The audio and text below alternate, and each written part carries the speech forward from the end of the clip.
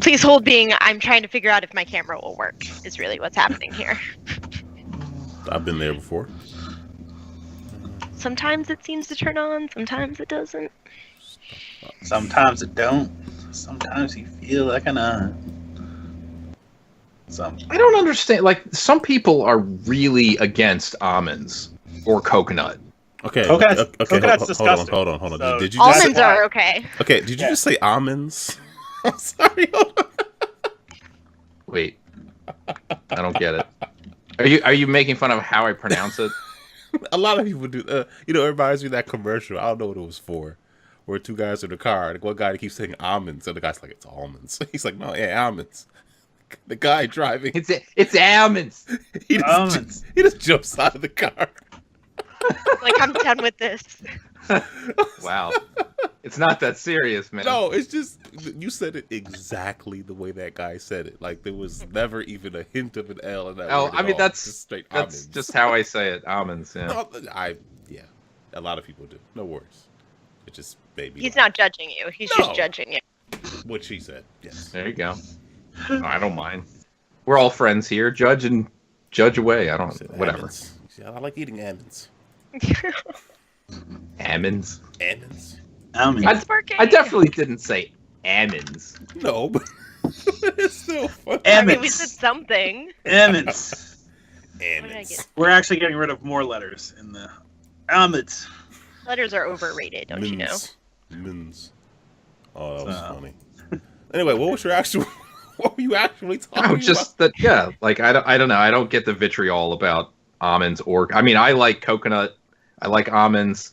They don't have to go together, but I would take an almond joy over a Mounds. Oh, are we talking about this in candy? Because that's totally different than it by itself. Oh, yeah, I thought you meant. Well, I thought true. You meant by itself too. Yeah. Could be. I like eating like roasted almonds. Yeah. I don't have my sound on. That's really. I don't want to Coconuts- eat like a pound at a time. Coconut's disgusting. I don't care where you put it. Coconut like in like a Girl Scout cookie, like a Samoa coconut's fine. Okay, In a German chocolate cake, it's okay. in the minimal Other than amount that- that is in a Samoa, I will deal with the Minimal. Samoa. I will deal with the coconut in a Samoa because it is a Samoa. Okay. I want to bring this up because Which I don't think it's called both- a Samoa anymore. Nope. Hold on. Oh, it is. I mean, Hold on. I have the answer to this because this came up in a recent conversation. Two Girl Scouts live in this house. We have a box of Samoas on the counter. There are two Two. different manufacturers gonna say of there's- Girl Scout cookies. Right. Really? Yes. Well, that doesn't And- surprise me. It depends on who makes them, whether they are Samoas or Caramel Delights. And, And people it are playing does- Apex. to appreciate Seriously? that. Yes, I looked this up because I was like, oh, do you know they don't even call them Samoas anymore? What They call part them of the- Caramel Delights. What part of the country are they caramel delights? It's I not. think Delaware. It's not by the region. It's Yeah. just by like Your the troop or whatever. Or like It what just boxes they get. depends on the vendor that they're getting the cookies from. because that's not the only difference. Yes, there's a lot of them. The s'more cookie is different. Like they sell s'more cookies in both, but one is a piece of garbage, and the other one's apparently supposed to be very good. I've never How seen do them. you really Oh, feel there about there it? actually are slight differences between all of them. Between this, like for instance, the Caramel Delight and the Samoa. Apparently, one has more caramel than the other. Blah blah blah. But it's just about who is baking the cookies. But I mean, let's Two be different honest. brands. The more important thing, Thin Mints are essentially the same. Yes, Thin Mint, because Oh, and you Thin cannot Mints are the best. I you think that's- cannot we can all agree on that. trademark the word thin or mint. I guess is why. Well, It's like a So- frosted flake kind of thing. Like anybody can make a frosted flake cereal because Yeah, those what- two words are yeah. kind of Are hard to. yeah. You have to be able to use those words. I just. Words are overrated. Okay. I was Some of watching. us struggle with words. I was watching some video, and I gotta remember it. These people managed to it was like Earthquake. They managed to trademark both Earth and Quake, but couldn't get it together. I'm like, how did they get Earth and Quake though? Like that seems like it probably had some I have the trademark on the word Earth. like. Like how I was It like, would wait, be better to say that like you can trademark it. It's just very hard to protect. Right, Yes. like- There you Better go. way of putting it. Was it? It might have been the last Retro Nuts. There was a piracy one on piracy a couple of weeks ago. I listened to that one. It was good. So, but there was one thing. So I was What watching. did I just do? Oh no. I was watching another video, and I did not know this, and I thought Aaron and Mike, you would both enjoy this. Robotron 2048 on Genesis or Mega Drive Okay. Wait a minute. had What? apparently I think it was on a Midway collection. Oh, okay. Yes. Okay. It had a dual controller setup, kind of like GoldenEye with the two analog sticks. N64 has that one. Yeah. But on Sega Genesis, you could use two Sega controllers and just use the D-pads. Yeah. The NES version of Smash TV Smash did TV the does the same same thing. thing. Yeah. But I'm not on the Super Nintendo version of Robotron, so it was weird. Well, you don't need to because Super Nintendo has enough buttons to make it work. Yeah, Gotcha. it does. It does. That's why Smash TV, Super Smash TV didn't need it. But yeah, I guess on the Genesis version of Smash TV probably did too. I never played that one. Mandy, what happened? You were saying something happened to your. I don't remember now. I watched the Apex. I watched the Apex thing. I was going to say 100% for. Somebody sent that to me and I thought it was funny for anybody playing Apex. Like Things go wrong. I will always highlight the dropship. That does not mean I actually want to go there. Oh yeah, 100%. So, but I got my first champion last night. So Everybody seems to be winning except me. I was playing a bit earlier. We got 2-3 wins, but we would go from like a win to last place. Well, that's to keep you hungry. I still have not won Tetris. I'm still not Oh, one yeah. Tetris either. I still have not been able to happen. get. Yeah, I got 17 my first time playing. I have not been anywhere. Well, I got I 25. got 4. Oh, I got 4, and I was like, if I could have just lasted a little longer. I'm not even going to try. You're not going to play it at all? We saw your text message. No, yeah, I saw it. I'm like, okay, that's kind of neat. Not for me, but that's kind of neat. You're not going to try the Tetris game at all, even though you already have you have. No, I have. I played like 3 levels or 3 matches or whatever of it, and I was like, okay, no, I'll never be able to do that, and I'm not going to bother trying. Like, that doesn't even seem fun to me. I didn't see that one. I still have not started Final Fantasy IX on my Switch because every time I pick up my Switch, I play Tetris. There's really no point. Yeah, playing because it. you're like, there are better games to play than Final Fantasy Pretty IX. much. But Final Fantasy 9. Yeah, I figured I'd give it a shot. Like, I didn't have a PlayStation during that time. The road to I hell love is that. paved with I good mean- intentions. 8 will always hold a place in my heart. Yeah, but 8's not going to ever come out. I know, it's just never going to happen. But 9 is definitely a good follow-up. I remember, the only reason I remember 9 at, like, high school, and that's how old I am, I think it came out the same day as the Dreamcast, right, Mike? Oh, in the US, you mean? Yeah, I'm almost certain Final Fantasy IX and the Dreamcast released on like, the I'll same believe day. it, but I got to tell you, when people say the day the Dreamcast came out, I had a Dreamcast for almost a year by the time people were. I understand that you. See, there you go. You know, with your I'm golden just like, monocle. oh I right, had all a these people are Dreamcast like, oh, the already. Dreamcast came out in '99. It's like, no, it didn't. It came out in '98. Okay, And no, there was okay. great For games us, It for us came out in plebes. 90. Yeah, it came out in 99. Yeah, for the rest of us, Yeah, for the people who aren't hardcore. people who don't have For the golden, just regular souls. Oh wait, maybe. people aren't. No. I dug up my I basically cleaned out some more things from my parents' house. One of which was the original box from Japanese Dreamcast. Nice. It has the date handwritten on the box. It was manufactured January of '99. That's true dedication. Okay, did you Yeah. watch the last Game Sack episode? Where like they spent like they were talking about some of their earliest gaming memories and stuff No. about getting the Dreamcast, and then I think Joe, like it was like a lightning storm, and he had the modem plugged in, and it fried the modem, so he went out and bought another Dreamcast and swapped out the modem. Yeah. I think they both had stories about like ripping someone off, Oh, essentially. ripping off the same. Things have gone wrong. You know, Yeah, like you do. ripping off the same target. Yeah, I know. I remember this. The Target's out of business now, and I blame them solely. But that's a real Is that how shame. this works?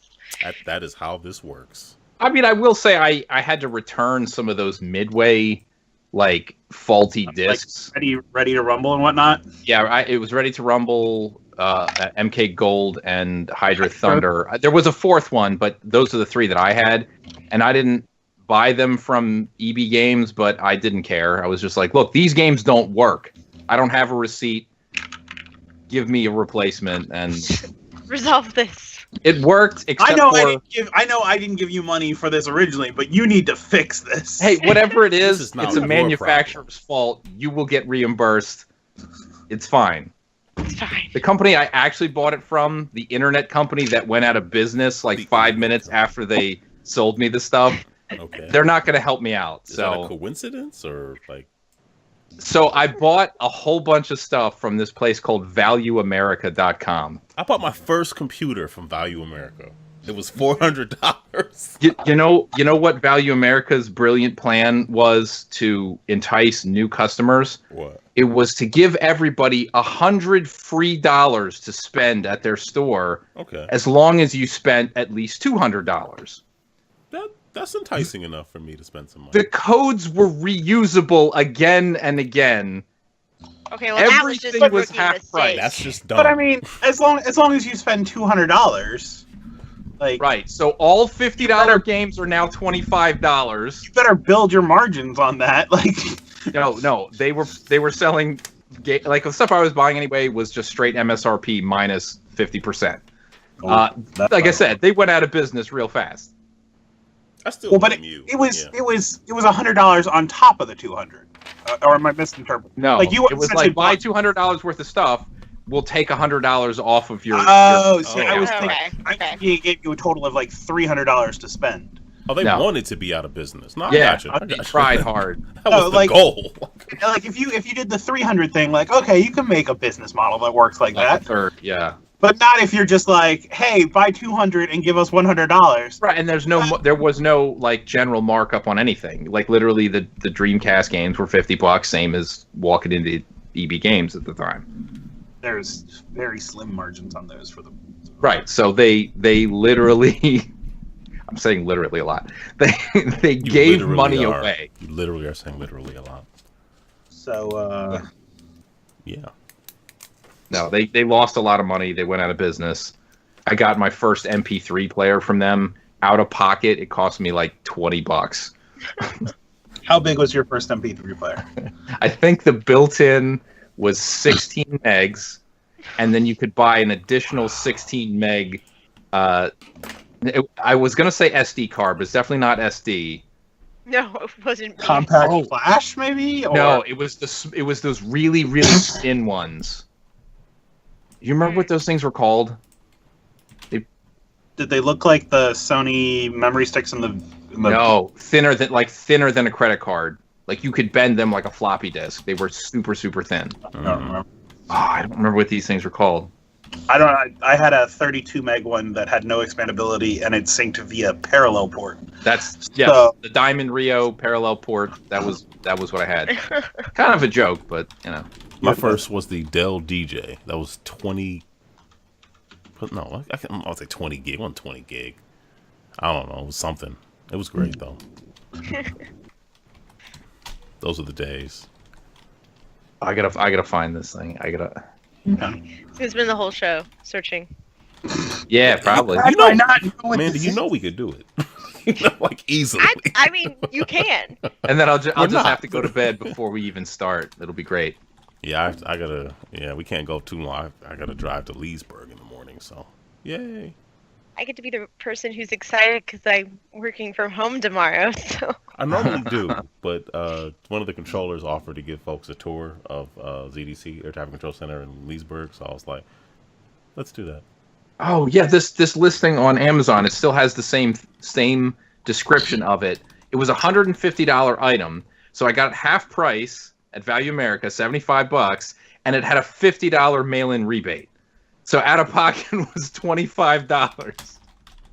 Wow. wow. That's exactly what it was. Yeah. It's almost like they wanted to go out of business. It's, Well, That's you know, exactly what it was.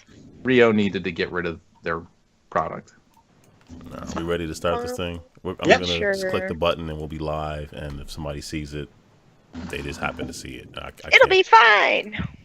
I can't be held responsible. So I'm prepared. I'm wearing my Calcifer May All Your Bacon Burn shirt, so which is a terrible thing to say to people, but it's so great. Whatever works best. Let's see. And then I'll just send that tweet. It'll go through the series of tubes and end up on some godforsaken island. All right. As long as it's the right island. Exactly.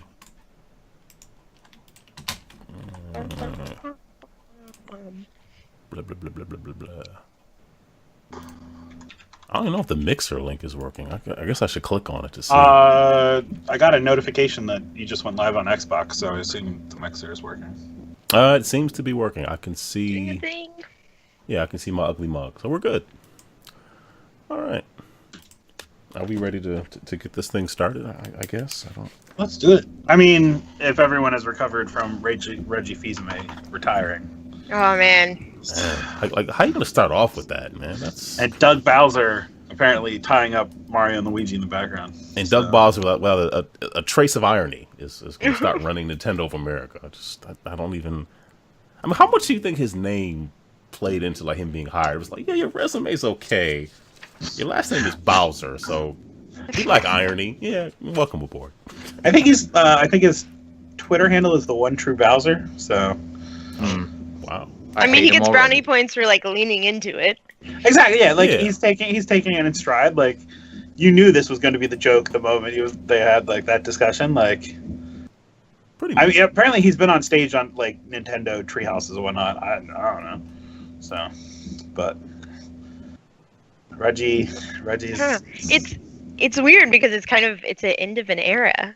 Like we've all remember Reggie being like on stage, the face of Nintendo of America for Yeah. years. He was the guy. From middle of the GameCube on. Yeah. I mean, I went from eating a New Yorker pizza and a Pizzone to playing the GameCube. I would sit the pizza box on top of the GameCube. It all just went full circle. It just goes around like this. So I should stop saying things. the Pizzone. The Pizzone. Wait a minute. He was responsible for the Pizzone, the New Yorker, or both? I don't know. I couldn't actually remember if he was Domino's or Pizza Hut. Okay, earlier. first of all, he is Pizza Hut. I think before that he Okay. was at Budweiser. Smart media cards. That's what those dumb things were called. Razor 10 minutes blade thin. later. Yeah, that's okay. It's almost like a non sequitur now. But yes. Yeah. Oh, I remember. Yeah, they look like what RFIDs look like now. Like, yeah, you could bend The these antenna. quite easily. Anyway, that's a reference to something we were talking about before the recording started. So That you probably won't ever hear. But anyway, Oh. it's Thursday. What is this? February 21st. Yes. Yeah. GameEnthus podcast episode 368. I'm Aaron, one of your hosts here. Tiny is here. I'm here, and I'm happy to be here. I like that attitude. Mike is here. I kind of wish I knew where my smart media cards were right No, you now. don't. No, you really, really don't. Well, because I- they're probably not mine anymore. Technically, they probably belong to the maybe they never landfill. were. I thought you were going to Taking say. those now anyway. I thought you were going to say they were in the old house. No, if they were, they belong there. But I think we've got everything out of that place now Gotcha. that I care about. Okay, well, we'll get into Mike's smart media stuff later. But Mandy, LadyLuck24 is joining us again. Welcome. Hello. Glad to have you I back. magically appear. Yeah, good stuff. You look very comfortable. I mean, like, You're home. here, home, got my robe because I'm stylish and I walk around in a robe. I mean, it's a thing. It is definitely a thing. So, gotta So, own it. Agreed. So you haven't been on in a little while. Just catch us up with what you've been up to. Still just playing games. Still bothering people on Gamertag Radio because that's what I do. Trolling. Well, let me phrase that. I try to troll Danny, and then Pete arrives and messes it all up. But that's typical. Playing video games, working, going through life, failing miserably at some video games like Tetris. But it's okay. Doesn't stop it from being hilarious. You're in good company. You are in good company. 'Cause So we're it's- all failing, is what you're saying. I'm okay with that. Yeah, I'm failing. Yeah. I mean, the fact that you need like a like an FAQ to even understand like how everything works. So like where you can move the right stick in Tetris 99 to like, was like you can attack certain people, and there's a whole. I got to read up about it because there's a lot there that I feel like just focusing on the game is hard enough without all the other stuff. I'll have to send you guys a link of a video of somebody where I watched it. I was like, "That's it. I'm never playing this again." Oh, there's somebody who like breaks it down, or like they're like really good, or They're really good. oh, yeah, that makes you feel kind of crappy sometimes. You watch it and you be like, "This must be somebody who plays in like the Tetris World Championships." Oh well, and then again at the same time, people who never be at their level, so it's okay. It can be educational, Education. not just shaming you into. Pretty much any kind of competitive game where I see the skills of somebody who can do things that I can't even imagine, it just makes me depressed and want to never play the game again. That's the spirit. That's why I don't watch Rocket League videos anymore. No, Rocket League's great. I can send you a bunch of funny clips. Well, funny is fine, but people were when I am sent videos of, hey, you know how you play? That's bad. Watch this video and they'll tell you how to play good. And I just look at it and go, well, I physically can't do that, so I might as well just erase it from my hard drive. Oh, Oh, But no, funny no. is good. I like funny. Okay. Got you guys. Funny I got is all good. the... As I'm like preparing, I'm like, here, link. Oh wow. I legitimately do work during the day, but I also find links We to didn't say random anything. things. It's like an ongoing joke. Like, here, I have them, I'm ready. Mandy, what would you say you do here? I watch Rocket League videos with the engineers. What's wrong with you people? Do you physically man. watch them? Well, they're facts. I don't know. Every time that I have to call IT with like random questions about video game stuff, we were trying to bypass our network security to play Apex at work, and somebody was already like running a game, and I was on the conference line, Wow. and I was just like, disregard anything you hear in the background, okay? We're trying to fix a different computer. So let me get this straight. You called your IT department to figure out how to circumvent things they put in place to Yes. protect you. I mean, like, technically, sometimes I can like make a case for why we're allowed to do that, but yeah, it's It's like work just related. It's okay. I can't even watch YouTube videos that the category are like video games or comedies. Like, nope, you can't do this. Uncle Sam says no. Like, darn it. Wait a minute, I'm home. What am I doing? cut off. I can watch whatever I want. Yeah. Switch to the other internet. So you're like, I'm gonna connect to mine, not to theirs. Well, it's fun. I try to use the browser email more often than getting onto the VPN. And as long as I'm productive, that's the important thing. Anyway, wow, yeah. So, anything else you want to catch us up with? That devolved really quickly. Whoops. Oh, well, you know where you are, so that's what we do best. That was our major. So. Anything else for you? Any anecdotal things you want to share with us? It's cold outside. Tired of snow. Ready for spring. How much snow did you get? I bet you are. This time it was only like 3 or 4 inches of snow, but we had snow like Okay. 4 days ago, and that was about like 8 inches of snow. Yeah, that's worth mentioning. Yeah, we had a snow Like- day yesterday. It just doesn't go away. Like right when you're like, okay, it'll get warm enough to melt, then another storm passes through. Mm-hmm. So Well, that was my childhood, so yeah. Now we get like a dusting. It's like, oh, cancel everything. We're home from work and school. Great. life is canceled. Life is canceled. There's one county in Virginia, like I think if you just say the word snow, they just cancel everything, and cars just start slamming into each other. Snow, crazy. Panic. I mean, we need like an inch or two, and then I'm like, all right. Or if the storm looks serious, they just like, all right, forget it, just don't even bother. So, like, there was a 2-hour delay, so I didn't take my kids to school. It's like 11 o'clock because they go like a 9 o'clock school. It's like 11 o'clock. I'm dropping them off at school. So there for like 2 hours, then you gotta Yep, go. I'll pick you up in 10 minutes. Also closing 3 hours early. Exactly. You just make a loop around, and then, all right, Here we are. Let's go. As long as How you're was there, lunch? Okay. as long as you're there for 11:30, so it can count as a day. That's fine. Whatever. They have to feed the kids though, unless there's something like, I don't know, if it's crazy, then they'll let you out earlier. But they usually have to feed them lunch. whether they buy or bring or whatever. The kids have to have a meal, and then they can be set forth into the blizzard.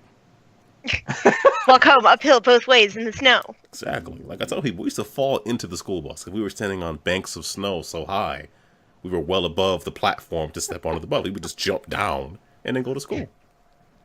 Be in the bus.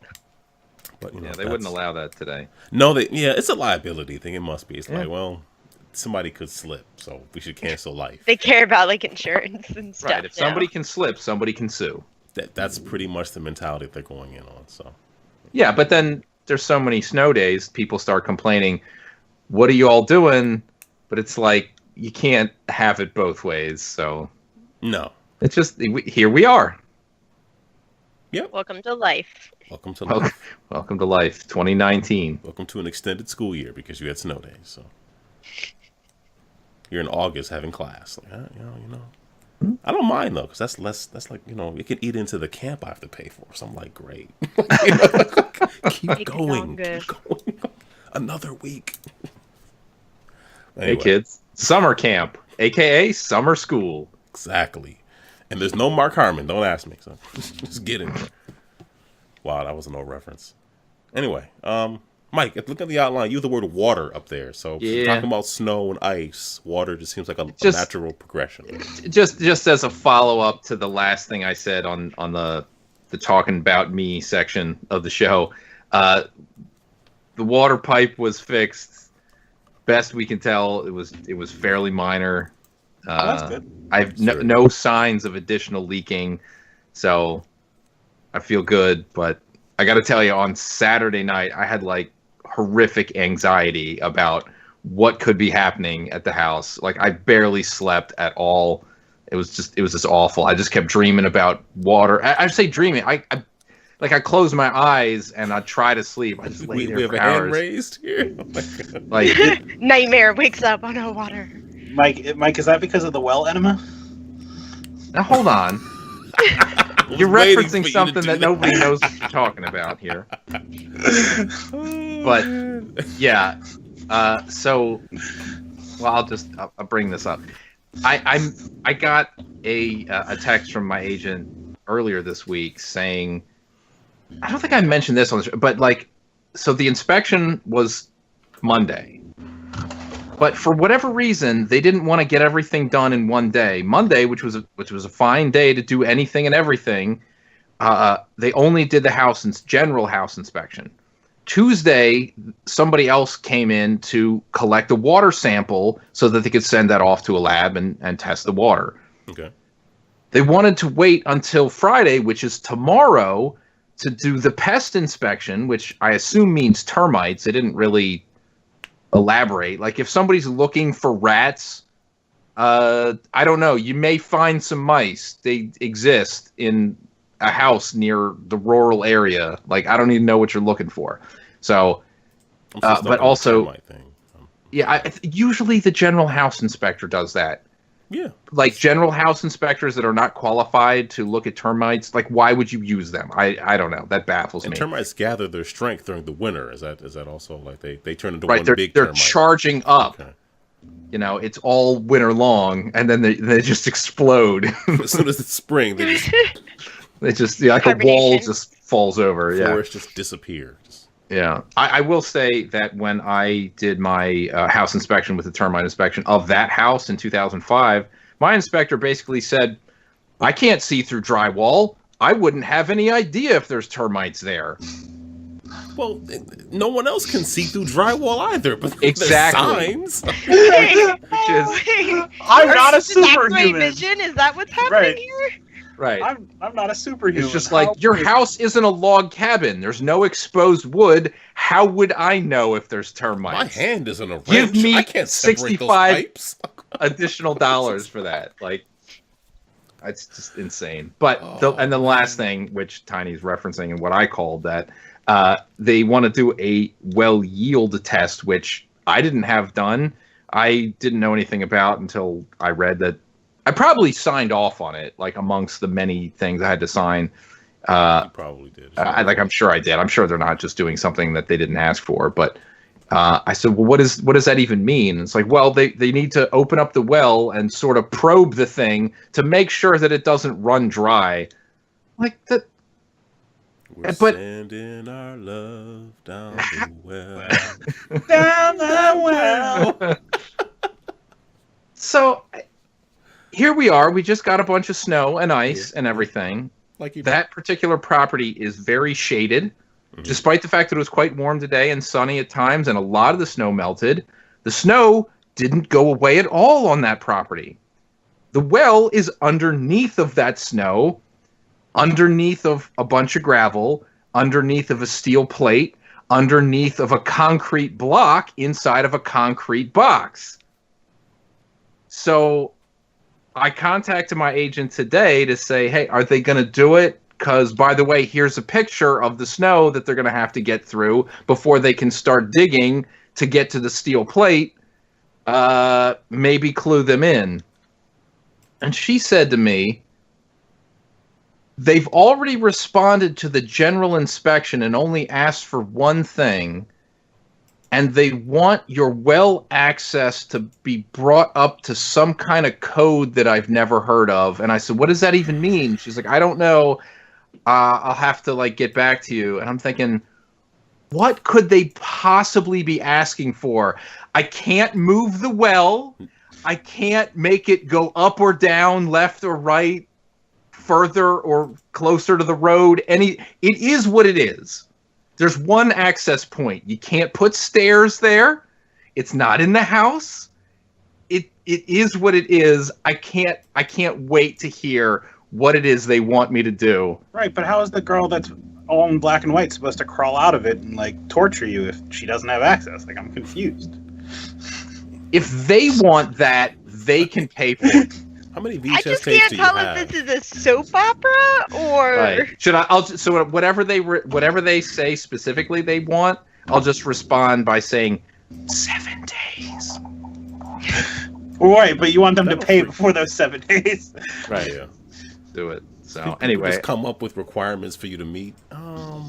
Is this a space grade drywall? Because if it's not, we need all new drywall in this house. I don't know. yeah. Sorry, I don't know. Well, I mean, I am genuinely curious to hear what it is, but whatever it is, it's going to be no or no, and that's impossible. So I don't know. We'll find out.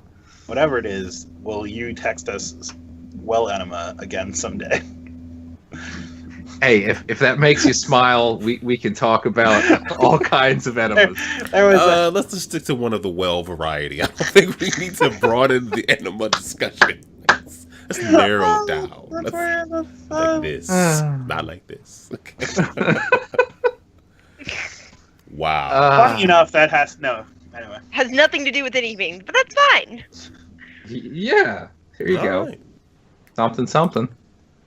Yeah, that's good enough. I don't know. There was something else I was thinking, but I can't remember what it is, and I'm sure it's not important. So, Tiny, what have you been? Looks like watching here. I watched The Umbrella Academy. I watched 2 episodes. I watched the whole season. How many episodes are there? I think it's 10. Okay, I was about to say you binge watched the whole thing, but I think 10 This feels. is Netflix. Yeah, it's Netflix. So it's also based on a graphic novel. Dark Horse Comics, I believe. I thought it was Image. It's one of the two. Savage Dragon. And it's. Did we talk about? We might have talked about it. It's kind of X-Men okay. They don't cover this in the TV show, but this is all in the first episode. X-Men so far. It does it not? Because it's There's a literally mansion and people with powers. I mean, it's literally an old bald guy goes and brings together people with amazing superpowers but he's to not create really, a team. But he's not really in it that much. So he is in it in the beginning, but then there's a time jump because, right. literally, the time jump is a 20-year. Because the next thing you get to is his death. This is all in the first 10 minutes of the movie or the show. So I don't. Wow, think they cover a lot in 10 minutes. Well, so I will tell you how the comic starts, and they modified a lot of things. It's interesting, but the comic starts with an intergalactic wrestling match, where a guy delivers a atomic elbow, and that may or may not have caused 43 women who were not pregnant that morning to suddenly give birth. Why did they leave that out? I would have loved to have seen an atomic elbow. I mean, An intergalactic atomic. I'm sorry, that's almost Right. like a Shura's wrath. Some kind of like energy released into the universe. Super weird. And so Hargreave, the Xavier stand-in, goes around and essentially adopts all the kids that's essentially, so 43 kids are born, some survive, some do not. And he adopts and ends up able to adopt 7 of them. Yep. And that is the start of the Umbrella Academy. And then each of the kids have like unique abilities that you'll find out, except for maybe one of them doesn't, or maybe that's the mystery.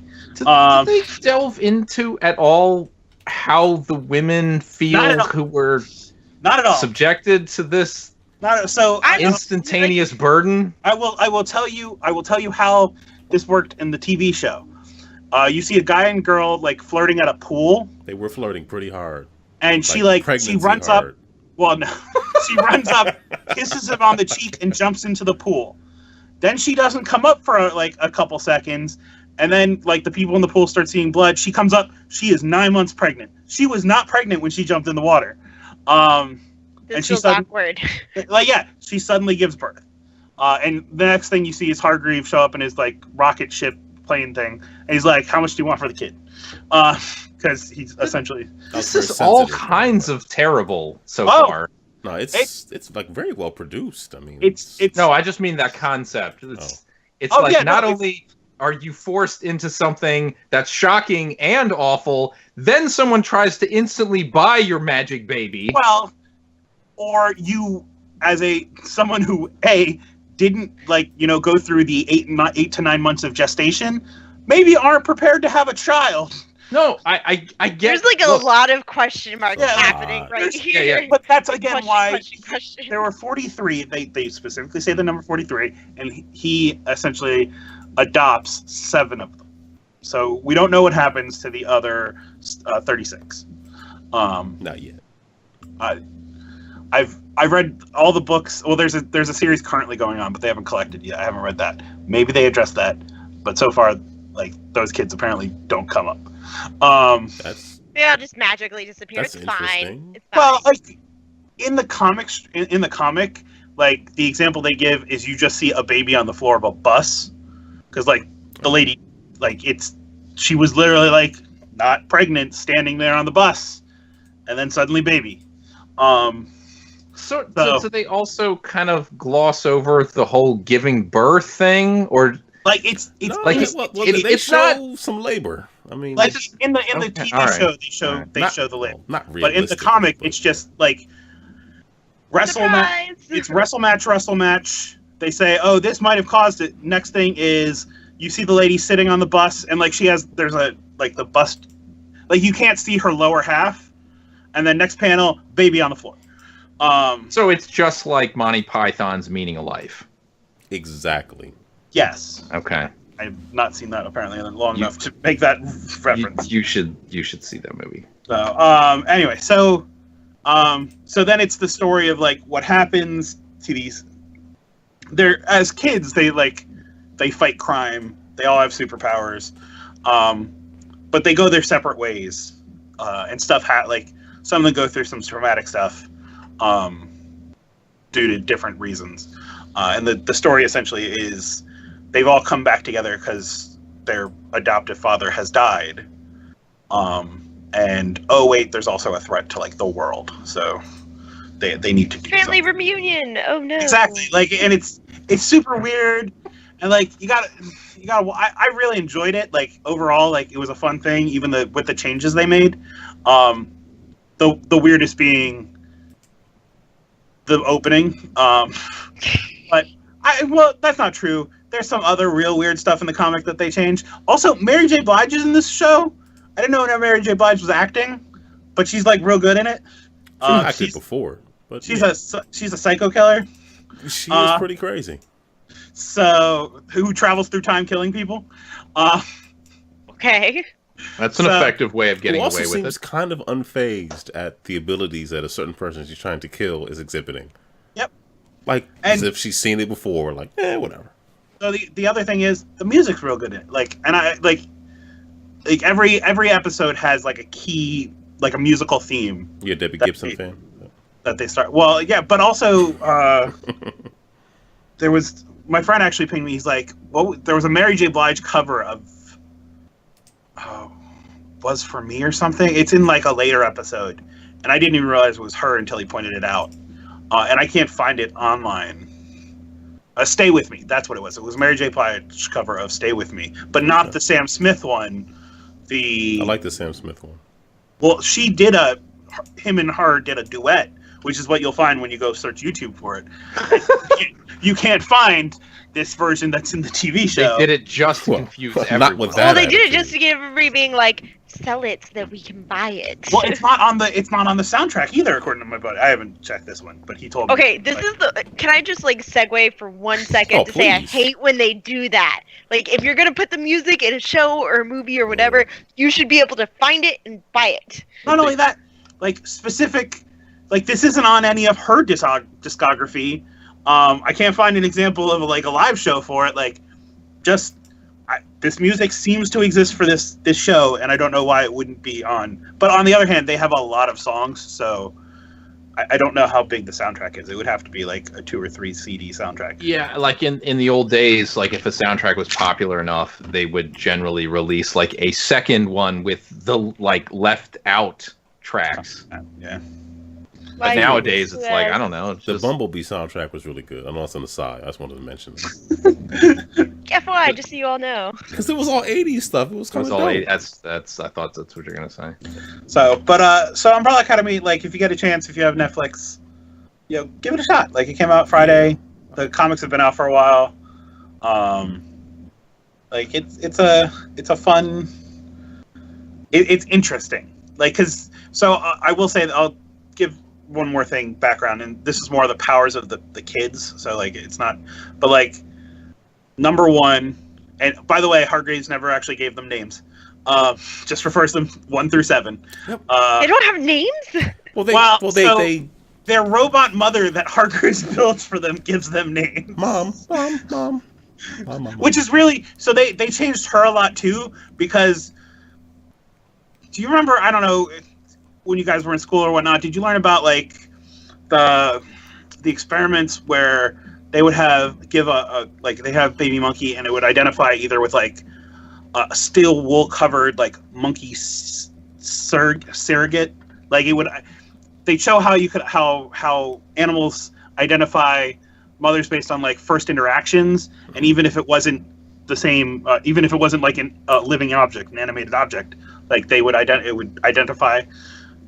She in the book is like her torso, her head to torso is human-ish, like cyborg, but like she doesn't have legs. She has wheels, but they are in like, if you've ever seen like one of those old like mannequins that like they put a hoop dress on. Yes. So it just had like that like circle, like with slats going down. Like that was her whole lower body, and she didn't want to wear her arms because she said they itched. How is that sort of like Rosie from the Jetsons? Kinda like that's what it's sounding like. It's a good reference, but like in theory, I guess she would have had a dress on, so you wouldn't have seen the lower half of her body. But like there was no body built out. It was just like a structure to keep her up. Anyway, in the show, she looks like a person. Because really definitely not fake one. Yeah, cheaper to. Well, the actress couldn't ride a film unicycle, so it just they had to make some changes. So number one has the ability to is super strength, level of invulnerability. Number 2 her name's Rumor, or her superpower name, and essentially she's purple. I heard a rumor, and whatever she says after that will come true. So like, I heard a rumor you shot your buddy, and you suddenly will shoot your buddy. You are compelled to do it. Number 3 can throw things and essentially telepathically or telekinetically drive them. So like he's big with knives, and that's like wherever he throws it, it'll hit. Number 4 is Seance. He can talk to dead people. That's his name? Yeah, well, that's his superpower. Oh, see, I'm only in episodes 1 and 2, so they only refer to him as his first name. I'm not even sure they actually say his name in Because it's Klaus on the Right. Yeah. I don't know if they actually say his superhero name in the He's show. also kind of my favorite character so far because he's nuts. Klaus is pretty good. There's some stuff that goes on later that Anyway, number 5 is Kraken. He just randomly grows tentacles out of his stomach. Like His stomach, like specifically stomach. Oh, that's Ben. all. Well, so this again is in the first episode. He's dead after the time jump. So like, they show the one scene where the kids are fighting crime. He goes into a room and you just see like a silhouette of the tentacles. But in the comic, they all seem to like just come out of his stomach. But Are they like octopus tentacles, or are they like his guts? No, they are like tentacle. They I don't know what they're actually made of, but they look like octopus tentacles. Okay. So not like I'm stabbing you with my entrails. Yeah, no, it's not like haha long intestine. That was a weird thing to say. It hurt me as much as it hurt you. We're not talking about like Doc Ock here. We're talking like legitimate. Okay, so that's organic, like organic tentacles. Yeah, I guess not. Yeah. Oh no, sorry, that's number 6. That's Ben. Number 5 can like warp / time travel. He's go Nightcrawler, but through time as well, sort of. Yes, he can also do it through time. But initially, and again, this is in the first episode, it seems like he can only go forward. Yes, that's a little. They make bit that of a problem. real clear. They make that real clear, real quick. Talk about instant regret. So, number 6 is Ben Tentacle, and then number 7 is Vanya, who apparently doesn't seem to have any superpowers, but she's really good at playing the violin. So, yeah, I everybody just thinks she doesn't. Well, that's what you have to go through the story and find out. I'm very curious to see. She's also played by Ellen Page. It'd be weird that we give a character that has nothing to do the probably biggest name in the show, but whatever. So, also, anyway, she was in the X-Men. She was. She was Shadowcat. She was Kitty Pryde. So Wolverine in the X-Men movies. Go on. So if you get a chance, check out Umbrella Academy. Like, it's real interest. Like, there's a lot of drama going. It's more about the family. Like, yes, they do superpower stuff, but it's more about like their interactions, and they're all adopted. So like, there's some romance stuff in it, which and is like kind of weird to me. If I'm willing all to of accept, this seems weird. if I'm willing to accept the Flash, I can accept it here. Like, that's fine. Like, the Flash is also doing the exact same thing. Like, brother and sister, the adopted brother and sister end up like getting married. I mean, there's no blood relation, but it's still kind of like. Yeah, but they also didn't grow up in a place where like. Yeah, I think it's weirder on the Flash where like they grew up in like a loving family home, like they were literally brother and sister. Like here, they're literally teammates more than like calling them a family is probably generous. So, but anyway, so you should check that out. And by chance, I watched part of this on the New to Me TV.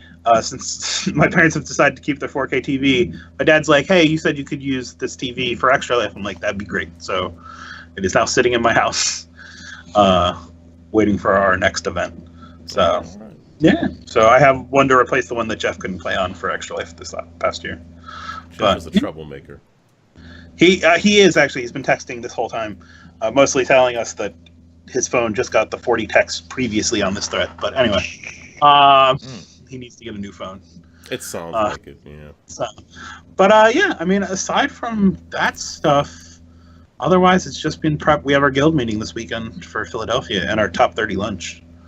And I told you guys I'm going out for a celebration for my buddy's new job tomorrow night. So yeah. Oh, you decided to actually do something? I am going to attend half of it. Okay. There you go. Because I feel that's being an adult. I feel like showing up to the hospital on Saturday morning smelling like cigars and covered in glitter is probably not the most responsible thing. But glitter! Think of all the places where you might get glitter on you. Some of us have different standards of what's acceptable with glitter and what's not. Yeah. It's not. The glitter itself is not the problem. It is that true. I was in the situation till like 3 a.m. and glitter got on me and we were drinking, and probably people were smoking cigars, and now I'm showing up at 9 a.m. to talk about partnerships with corporate partners at Children's Hospital. I think it's amazing that you could go till 3 a.m. before any glitter would get on you. I think that's the miracle in and of itself.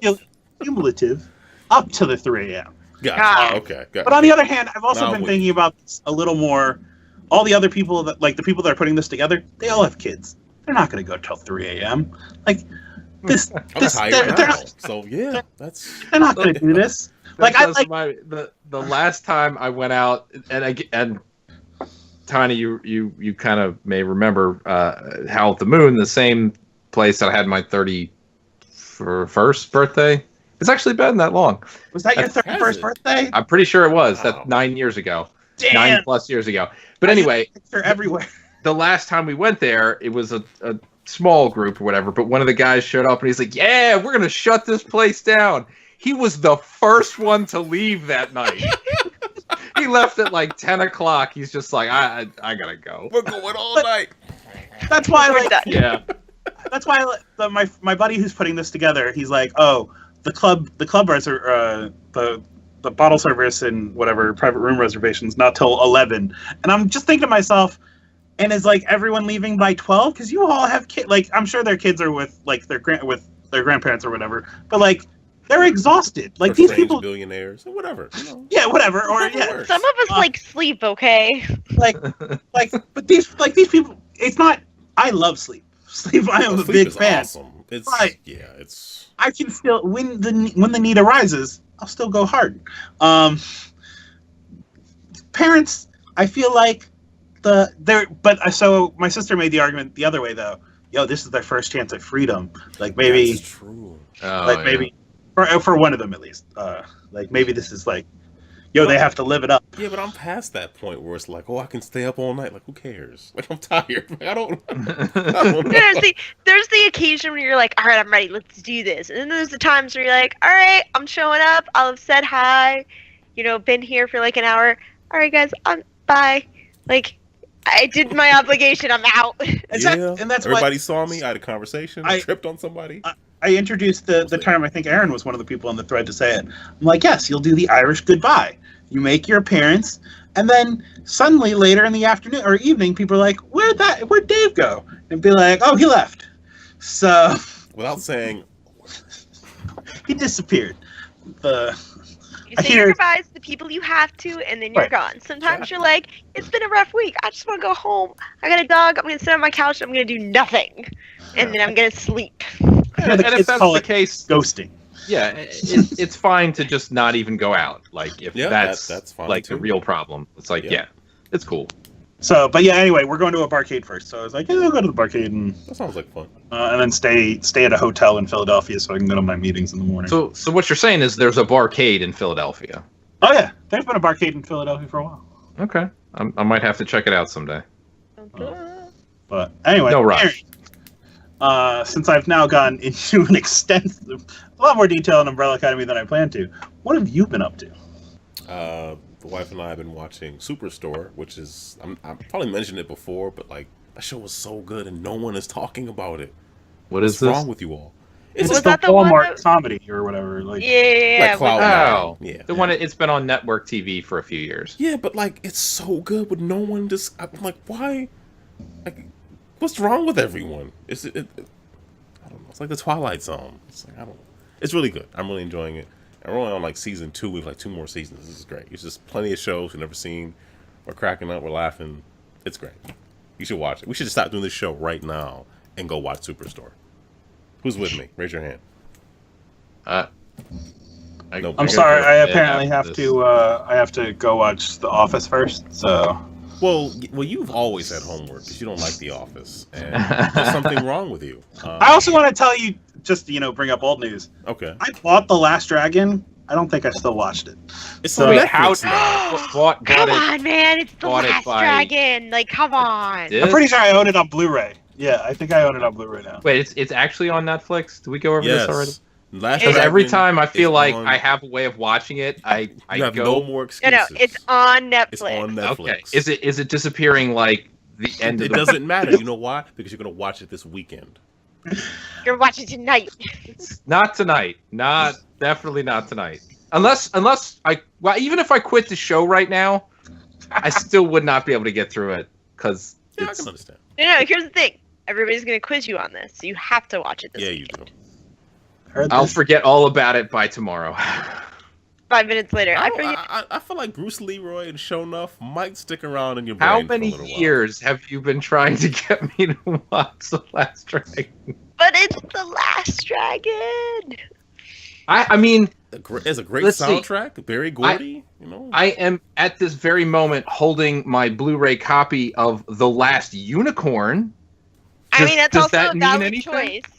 That's Boy. different, but that's. I don't know what The Last Unicorn is. It's an animated movie from the early 80s. Oh, for the record, Mike J just said he's been telling me about Superstore for years. It's like PT-13 Clerks. Mike J, you're absolutely right. That show was fantastic. You were right, but I'm in there.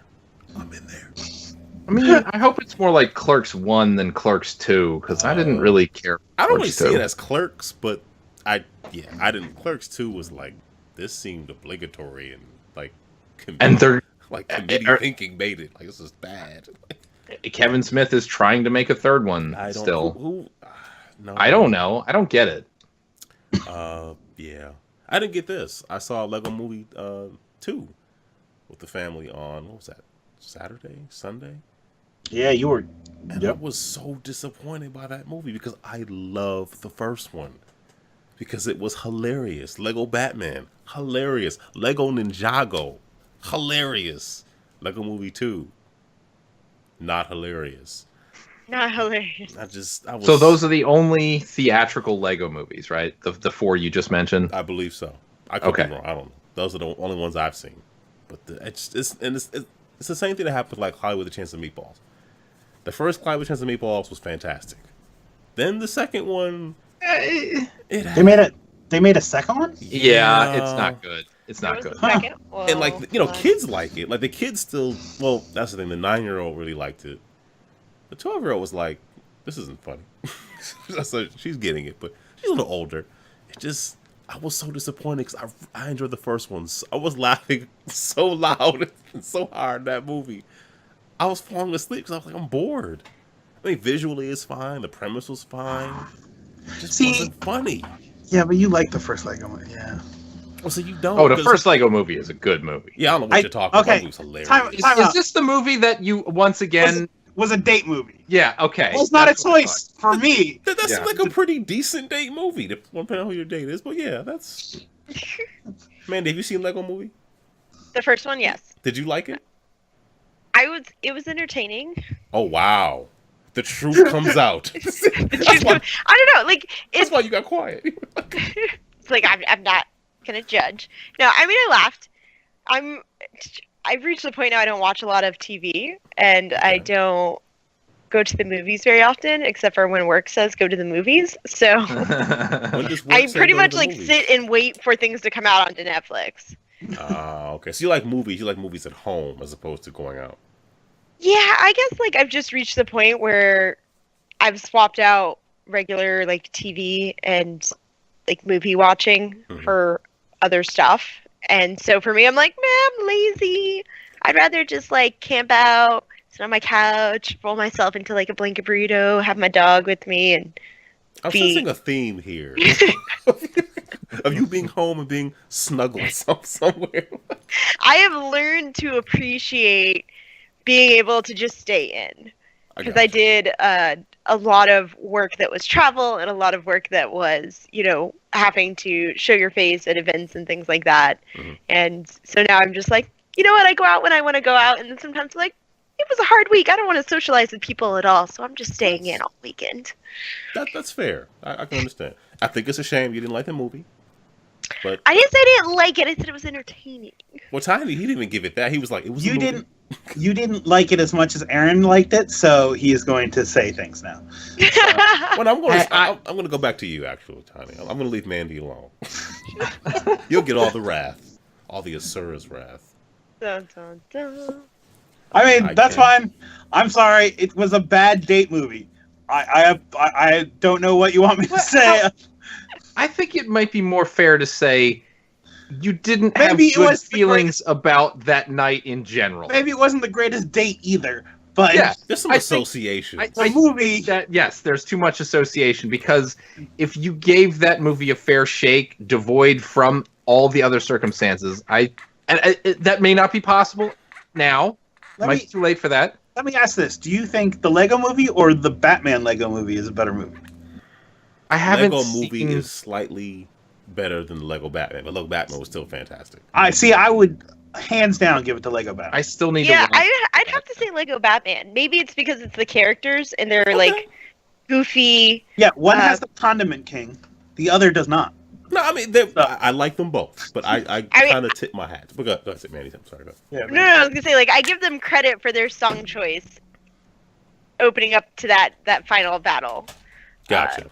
Kind of thing. But no, I guess like it wasn't the Lego Movie wasn't entertaining, but I think that it was more the way they chose to characterize all of like the known entities within Lego Batman just made it a little more ridiculous, but fun in its ridiculousness. The only thing I did, you know what it was about it? When they had sort of like the D-list villains and stuff, I wanted to see them more. So when they kind of went away, I was like, oh. How about? And they brought in other Warner Brothers properties to take their place. Well, yeah, like Daleks and Velociraptors and whatnot. Gremlins. How about we'll go this other way? All the parts with Will Ferrell in the Lego Movie aren't good. That's not true. Aren't good? You mean like the live? Like the live action.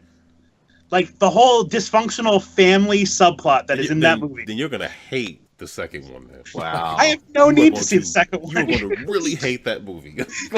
I have no need. But like Lego Batman, not a single live action piece in the whole movie. Well, I'm watching a Lego movie. I'm watching a Lego movie. Right. I'm not here for how Will Smith's a crappy, or not Will Smith. Will Ferrell is a crappy dad. Okay, that's the whole thing, because the first one had the charm about it because you didn't realize that the backdrop was a child's imagination. The sequel fails also because you can't recapture some of that. You can't revisit it again and have it be as magical because you know it's on somebody's. Because you know now. You saw the first one. But you can for kids because kids they aren't just going to be as discriminating about it. Exactly. That's what I'm saying. Yeah. They're just gonna eat it up. Like in the first one, the Craggle, the crazy glue, was funny because you didn't know what Craggle meant. You're like, oh, crazy glue. In this one, the bin of storage is like, it's not funny. Like, you know what I mean? Like, no, it's fun. It's funny because you portray it in such a stupid way. No. Yeah. Okay. Well, okay. Again, Will Smith is or Will Ferrell is a crappy dad. I have After Earth. Wanted to think it's Will Smith. Well, so actually, I forgot to mention something on my part for Will Smith, but we'll get back to that. Will Ferrell, crappy dad to his son, and so like it doesn't understand the fun of Legos. But doesn't he turn it around though? He learns the error of his ways. Isn't that what life is about, Tiny? Redemption. Yes. What do you have against No, redemption? I'm always going to make the mistakes, and I just commit to my mistakes. And the 10 years that kid's going to be talking to his psychiatrist for this. That's fine. Like, it's all good. Like, want to overlook that. On the other hand, I'll mention this real quick for Will Smith. Did anyone else see his video? So Will Smith put out a video over the weekend about why he didn't do The Matrix. I heard about it. I did not see the video. I didn't watch it. Yeah. I used to watch it. It's good. He's like, so he was talking about it. He had just done Independence Day. He was going to turn down Men in Black. And Steven Spielberg calls him and says, like, don't listen to your brain, listen to mine. And convinces him to do Men in Black. He does Men in Black. He's like, oh, well, I definitely don't want to do another sci-fi movie. I'll do Wild Wild West instead. So he does Wild Wild West. Which really is a sci-fi movie. Oh, it 100% is. Wild West is horrible. It's pretty bad. He obviously didn't know what he was signing up for when he said he was going to do that. He heard the title. Well, and he's like, after Wild Wild West came out, I'm just walking around, I'm just apologizing to everyone. Yo, I got you, bro. I'm sorry, bro. Next one is going to be great. So he's like, I take a pitch meeting with the Krowski brothers. And like, let me explain this. I'm sitting there, they come in, they've done one movie before this, no one had seen it. And obviously they're geniuses, but here's what they pitch me. So you're gonna jump, then you're gonna stop in the middle of the jump, and we're gonna put cameras around you so that the audience can see 360 degrees around you. And Will Smith's like, what? You're gonna jump, but pause. And he's like, so then they told me, hey, I'm gonna be Neo, and I'm black. So they're not gonna have Morpheus be black. They were gonna give that to Val Kilmer. Okay. I find it hard to imagine him in that role. How come they both couldn't be black? This is literally out of his mouth. And he's like, so you're welcome. I saved the Matrix. Keanu was a genius. was great in that movie. Yeah. Oh, that's his logic. Lawrence I think Fishburne was a great. So Lawrence you're all Fishburne was welcome. great, yeah. And it was like it's like 3 minutes long, and he someone animated it. So there's like a bunch of like cute animations going on of like explaining the jump pause thing. So, but yeah, you should watch it because I'm going to watch that. It's pretty good. So, anyway, so that's why I've had Will Smith on the brain. I'm just gonna rush to the end here. Finally play Drop Mix. The 9-year-old been asking me, can we play? I was like, fine, we'll play it. Because I've been accumulating the playlists and all this crap and never actually played the game. I opened it up and put the cars on the thing. Oh, the music part is really cool. Like, the actual game, we played the Clash mode. Like, I don't even understand how, like, you first get the 21 points wins, but then you'll get bonus points. Sometimes the cards you have will give you an ability like, hey, you can if you have another red card, put it down, get more points. Other times, you get points like inexplicably. So it's like you don't even know why you won. But the music. Yeah, I understood nothing about that game. Yeah, it's the actual game itself is like really kind of thin. It's just like the coolness is there, but like the strategy and stuff is like there's really not much here. But it's dope. I mean, don't get me wrong, it's still dope. You need to get one of those PAX East exclusive cards, so you have the Power Rangers theme. I think it's too late for that, but I'm sure we have friends that could probably get you one. Speaking of PAX East, I am going to PAX East this year. Oh, okay. Yeah. So where did that come from? You didn't. I guess you. Okay. Yeah, I'm going. I did it about. I finally got the press thing today. Not that it was long. But no, I mean, I put it in like Sunday afternoon, and they approved it today. No, that seems long. Normally they're like 24 hours. Like, wake up, it's Aaron. But I mean, it's fine. Do you know who I am? You know who I am. So, Mandy, are you going to PAX East? I'll probably be there on Sunday again, like I did last year. Okay. It's only like an hour drive, so Sunday there's not much traffic. It's easy to do. Okay, I'll be there. I'll be the one with bells on. Bells on. So you and Ben are going. Yep, and Mike J. And Mike J is other Ben also going? Oh yeah, he's going. Yeah, we just sorted both out. Bens are going. Yeah, Ben's like. I realized I didn't classify which Ben I was talking about. Well, Ben from Maryland is flying up for like a day. Yeah, I know that seems craziness. But hey, that's So I got my flight together thanks to Ben from Maryland.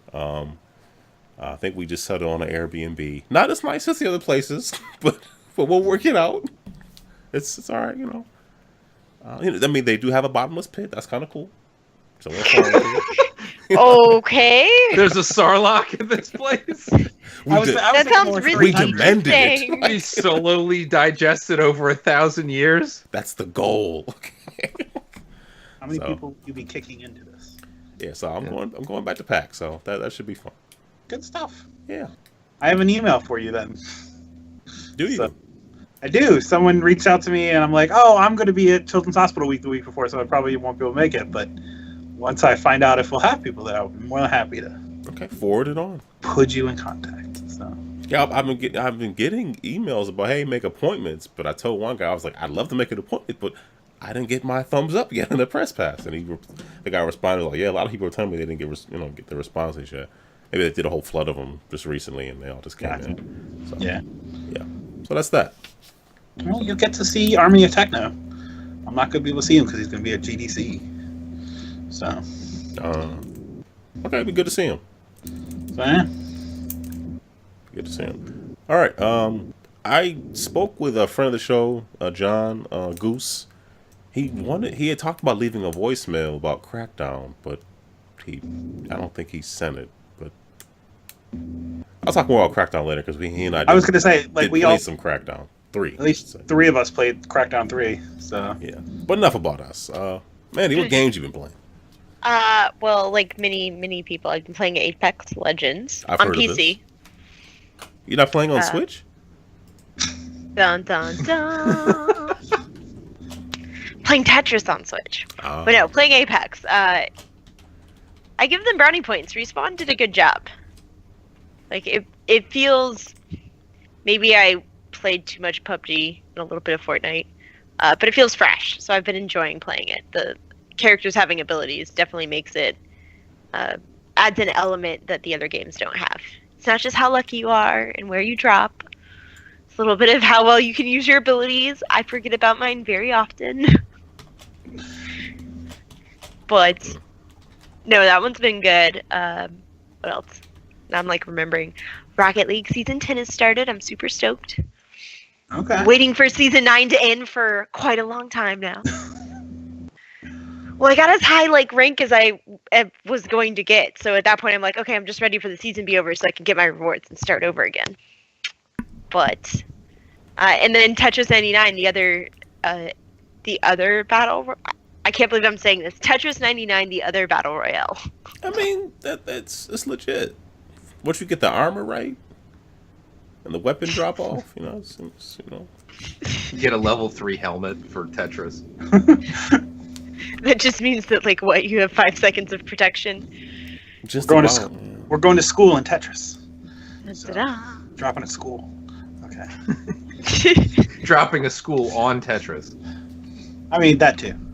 Yeah, So, like you do. but, well, cool. I feel like we So- cut you off. Sorry. No, I'm sitting here what else am I playing? I feel kind of boring that those are the only things. I have a long stack of story games I should be playing, and then I sit down and go no, I'm gonna go play Rocket League instead. Yeah, I know that feeling. Well, Rocket League has a pretty intense story, from what I've been told. The story of my failure, yes. Yeah, I'm not good at that game. I just no. Well, consistently, fair warning for anybody who ever plays video games with me, is that generally speaking, what I want to get out of playing a game is the entertainment of it. So if I get to laugh, if something silly happens, I'm happy. I don't have to win. Not everybody I play with feels the same. No, I get that. No, gotcha. they don't. No, they don't. So It's our fourth loss. Why are you laughing? Why aren't you? it's literally things go wrong terribly. Playing, I don't know, going back in time a bit, playing Diablo or any of the MMOs. I'm the person who's oh, that looks fun. I'm gonna go wander over there. I'm gonna pick up some loot. Oh, I touched that. I probably shouldn't have touched that. Now there's skeletons popping out of the ground. Oh no, I've aggroed everything. Run back to my friends. Brings an army with me. That's pretty much me in most games. They're like, what did you do? I'm well, there was something shiny over there. I was waiting for the word shiny. That's pretty much it. I was playing a card game at lunch today with some of my coworkers, and it was literally I reached the point where I'm okay, guys, I'm just telling everybody now, I'm not going to win, so therefore, I'm going to play a card to screw everybody else over, and it will be hilarious. What game was it? Do you mind me asking? We were playing Flux. There's a pirate version of it. Oh, I never played Flux. Okay. So somebody had it and was oh, let's all just sit down while we eat lunch and play this. And I think only 2 people had played it before, but it was literally, you have all these things happening, all these cards, all these rules, and there's you can make it get out of hand very quickly. And that's pretty much what I did. I'm going to lay down a card that sets a rule that's going to make everything more difficult immediately. That's part of the game. I mean, that's. And so they're all what do we do? And I'm just laughing. So, this is playing video games with me. If I laugh, therefore I am happy with how this turns out, even if we lose miserably. If I had to win to have fun at things, I would do nothing. Oh, I yeah. would never do Life would anything. be difficult to get through. Exactly. So, but it's something because people are like, "We're trying to win here." I'm like, "Well, I'm also trying to win, but if something funny happens along the way, I'm okay with that." Yeah. It's not a team thing. Everybody playing for themselves, or was it a team thing? Oh no, the card game was everybody for themselves, but most of the stuff it's like playing Apex. I'm literally like running over to pick up a friend, and I stopped because had snacks, and I took like a bite of food. And, like, Can they die? Like, well, what happened is that I had to go pick up their beacon, and so like when I set the fork back down, you could hear like the sound of it on the plate, and they're like, "Wait, did you just stop to take a bite of food?" I'm over here dying and you're snacking. That's pretty much it. So, we should play more games together. So this is what playing video games with me is like, but everybody gets a laugh out of it. So, my day is made. Hey, that works. Can you explain how does the whole season thing work in Rocket League? So seasons run, I guess, like, what's the equivalent I can put it to? I guess if you look at, like, a Fortnite or PUBG now, that they run a battle pass where it, like, runs for a period of time. So the season starts, they reset all of your competitive ranks, and so you have to start from the bottom, work your way back up. And it's for a period of time, and then when the season ends, whatever rank you manage to acquire at the end of the season is what rewards you get paid out. So like I made it to platinum, well, season 9, so I get all of the rewards up to platinum, and everything resets, and I get to start over. Oh, okay. Is that like prestiging? I guess Something it's I've like never done either. Well, the one key difference is that in Rocket League you don't have any choice. It resets for everybody. Yeah. Yeah, so it's not like it's not like you get to choose. They're Like a literally personal they wipe the competitive boards for everyone. Okay. It's a set amount of time that you can. Yeah. So like what play they over. had done is I think I'm sorry, it is February. In January, because I know months maybe. Smarch. Something. I don't know. That they had put out like, hey, season 9 is ending soon. Seasons last a couple of months usually. They were just like, oh, season 9 will end in February and you'll get your rewards then. And then about a week before, they're actually going to reset the competitive ranks and end a season and start the new one. They'll put up a blog post like, oh, season's coming to an end. Here's the date when everything resets. So I don't know. I find it fun. Maybe it's because Rocket League doesn't have a lot that really competes with it. It's kind of unique. So I'm also really terrible at like soccer with cars. I have really bad depth perception. So it just makes it more comedic than it already is. No, I can relate to that. When I play Rocket League, and which is not terribly often, but when my friends are not on who play with me, I always just play solo. I don't play in team games with strangers. Like if I'm just I want to practice whatever, I'll play solo. There have been many matches where it starts off where I get really frustrated and I'm just like yelling at the TV, and before it's over, there are tears rolling down my face with how hard I'm laughing at the game. Oh, that's the thing. Like I've legitimately just like tears of laughter. Yeah. The way things can go wrong. Yeah.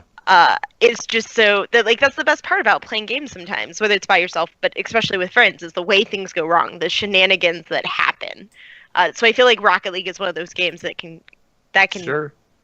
happen quite easily. I laugh at some of the stupid things I do, but I'll also laugh at how sad my opponent looks sometimes. Mostly because I know how bad I am, and if they're worse than me, it makes me laugh to no end.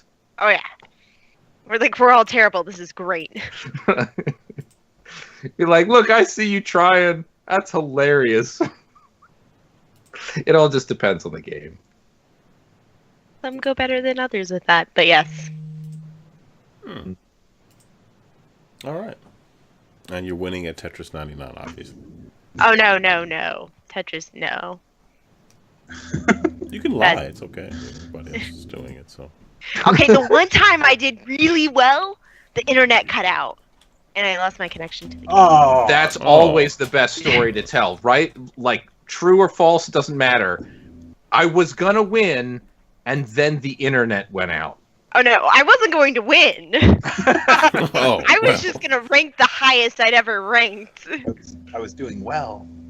I was doing well, and then it just all, like, it was an immediate crash and burn. It was like I was about to score my first line ever, and then the internet went out.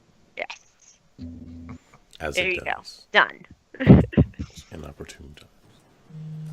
All right. Any other games that you played? Recently? No. Your Like, cat- thinking about it, I'm like, now it sounds like I just don't play a lot. And that makes me feel a little sad.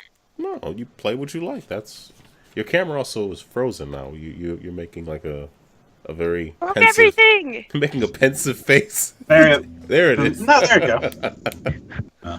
You were like, Like, yes, that's the perfect place for it to have paused. you were pondering. Well, Aaron, since we mentioned cameras, is there a reason that mine zoomed in? Because, like, if I'm just sitting normally, apparently you're only seeing half my face on the stream. I'm glad you asked me about that.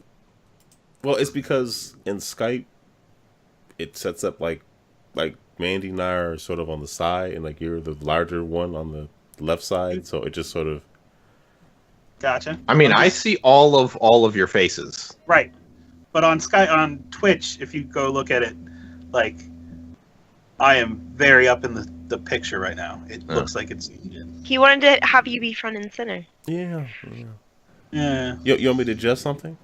I mean, if you're not zoomed in, that's fine. But, like, it's odd that if I want to sit normally on my keyboard, I think you're getting a nice picture of my forehead. So, I mean, give the people what they want, right? That's how this works. So I can adjust somehow. I don't know. I'll work it out. So, Mike, Yes.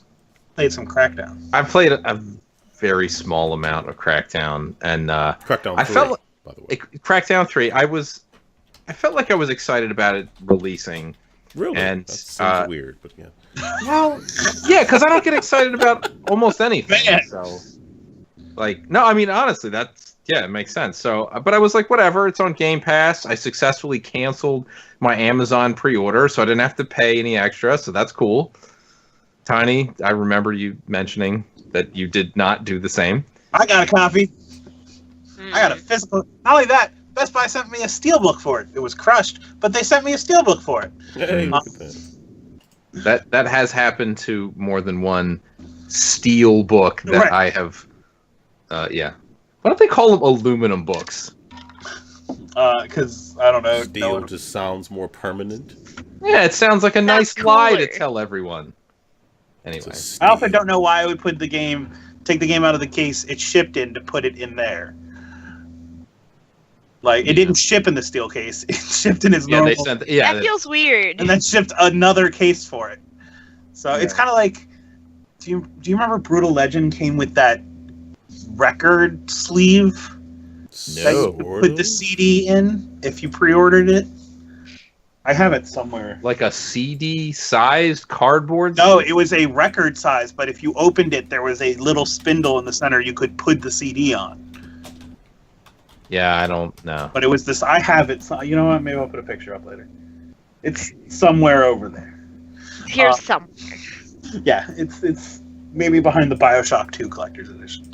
Also with a record in it. Is that the one with It's the a big theme. songbird? No, that's Infinite 2. Oh, I'm sorry. Yeah. Yeah, 2 is it's like the whole case is the size of a record because they had to fit a record in it. So Like you did. Surprise. redundant, I know. But anyway. And so you played Crackdown. So I also played I wanted to make sure I could play it when I got home Friday after work. So Okay. before I left in the morning, so I'm like putting on my shoes. I'm like, I'll turn on the Xbox and I'll just hit the button to download. Gotcha. It was like super confusing to figure out what to download to get the game, because there's like a thing that says Crackdown 3 campaign. There's a thing that says Crackdown 3 Wrecking Zone. And there's another thing that says Crackdown 3 and then nothing else after it, which is apparently the name of the bundle. But they don't make any of this very clear. Like, especially right in the beginning, they don't have it. They don't even have it featured yet. It's like before they've put it up on the storefront or Game Pass or anything. So I just have to search it out and find it. So I downloaded Wrecking Zone. I downloaded Campaign. I still wasn't even sure if I had everything or not, but I'm like, whatever, I got to go to work. I'll let it download. And then when I get home and finally have the opportunity to play, I'm like, well, I'll try this multiplayer thing, see how wild that looks. And I was super underwhelmed by everything that I saw. Visually, the destruction, how long it took to like get into a game, like nothing about it seemed fun. And I guess because he saw that I was on Crackdown, Goose sent me a party invite, and we wound up talking about Crackdown for like 45 minutes. And by the time that was over, I was kind of like, yeah, I'm kind of done. I need to go do something else. And that was it. And then I never touched Crackdown 3 again. It's pretty underwhelming for 2019. It's fun to be had, but yeah. I certainly am. I accept the hypothesis that they just wanted to release this game so that they didn't have to deal with it anymore. Yep. Just put it out and be done. But I have not touched the campaign. I still like to play it. At least I think I would. I'm not really sure. But the campaign is very repetitive. I mean, you better playing the original Crackdown, to be honest with you, which looks really nice. Well, I did try that not too long ago, like within the last year, and it's kind of like, I'm not sure you can go home. Like, that's just, it was a place and time, and it's a magic. At least this is over a decade old. Like, this game doesn't really have an excuse. That one it's old. Oh yeah, that I get. I don't know. Mandy, what were you gonna say?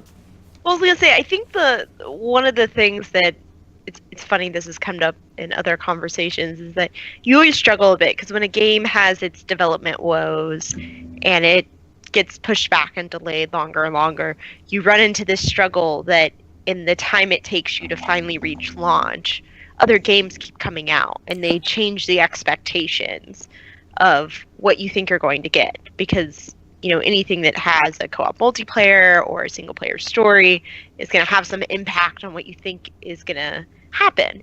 And while I personally think that the previous Crackdown games were like enjoyable experiences, but they weren't anything groundbreaking, that by nature of it being first party and by nature of the marketing that happened around it, it just kind of, the expectation kept getting higher and higher for what it was going to be. And they're just like, dude, we just want to get this out. Like, yeah. That extra time was to get it to a point to release. That wasn't extra time to give it, to suddenly make it into this, massively high quality, gonna win awards and set, Microsoft apart kind of thing. Like, that's the reality, is there's a difference between delaying because you're reworking the game, a la what Nintendo's doing with Metroid, versus delaying to get the game to what you feel is an acceptable release candidate. And I think that's kind of what this one suffered from, is a lot of people had like these images and expectations because the delays and all these other things happening in games and stuff coming out. And of course, obviously all the marketing and hype with Terry Crews and stuff. And then it comes out and it's like, it's Crackdown. I've watched a few people playing, and it's Crackdown. It is certainly Crackdown. That's yep, that's for sure. They nailed it. They got it right. It's Crackdown. So I guess I don't know. It's weird. Have you, Aaron? You played when you go to pick something up, it like magnetizes to your hands. Yeah, like there's no animation of you picking up, which it feel like it's just weird that like I feel like Crackdown had more polish than Crackdown 3 had a decade ago or whatever when the Halo 3 beta came out and you got that Crackdown was like what with 2007. Yeah, well, That's it's got to be right. 2006. I had hair 2007. back then. That's how long ago that was. I was in that first apartment. Yeah. Anyway. Yeah. So like, but it's like weird. Like it just, I don't know. It like the cars don't seem. I don't think the cars transform. Like it's weird that some of the things they dropped or didn't put into this game that were in the original.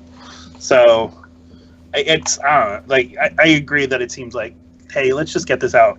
We can't cancel another game from our 2014. Yeah, after Scale Bomb, they're like, no, we got to do something. So. Well, I think that's the other thing you're seeing here is a bit of, Microsoft wanting to show what their first parties are doing, even as they kind of try to figure out what their first parties are doing. After they lit them all on fire. Yeah.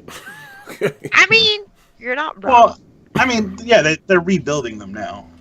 But like Realm, what was it? Who are the people? It was Realm something that made the first Crackdown. Didn't those people go on to make like APB? Yeah, something like that. Something like that. Like they were Real-time worlds. Real-time worlds. That's it. Oh, that's it. Like, I was never they were gonna not remember that. the. Thank you. You can Google it faster than I can find my copy of Crackdown. They were not like. I don't know if they ever. Yeah, they did APB. You're right. Yeah, Well they were ever gonna go anywhere. Like. Did Crackdown 2 now? I have to know. I actually They don't even mention it. Crackdown 2 is no one mentions Crackdown 2. I want to go watch a YouTube Let's Play of Crackdown 2. I remember Crackdown 2. It was bad. I enjoyed Crackdown 2. Really? Someone said Crackdown 2 did a better twist than BioShock 2 did. What? It was either a Waypoint or a Polygon article today. I haven't read it yet. I just saw the title. Okay, I'll be honest. I really don't remember much about the story. Yeah, me either. Yeah, I don't just remember it any coming out.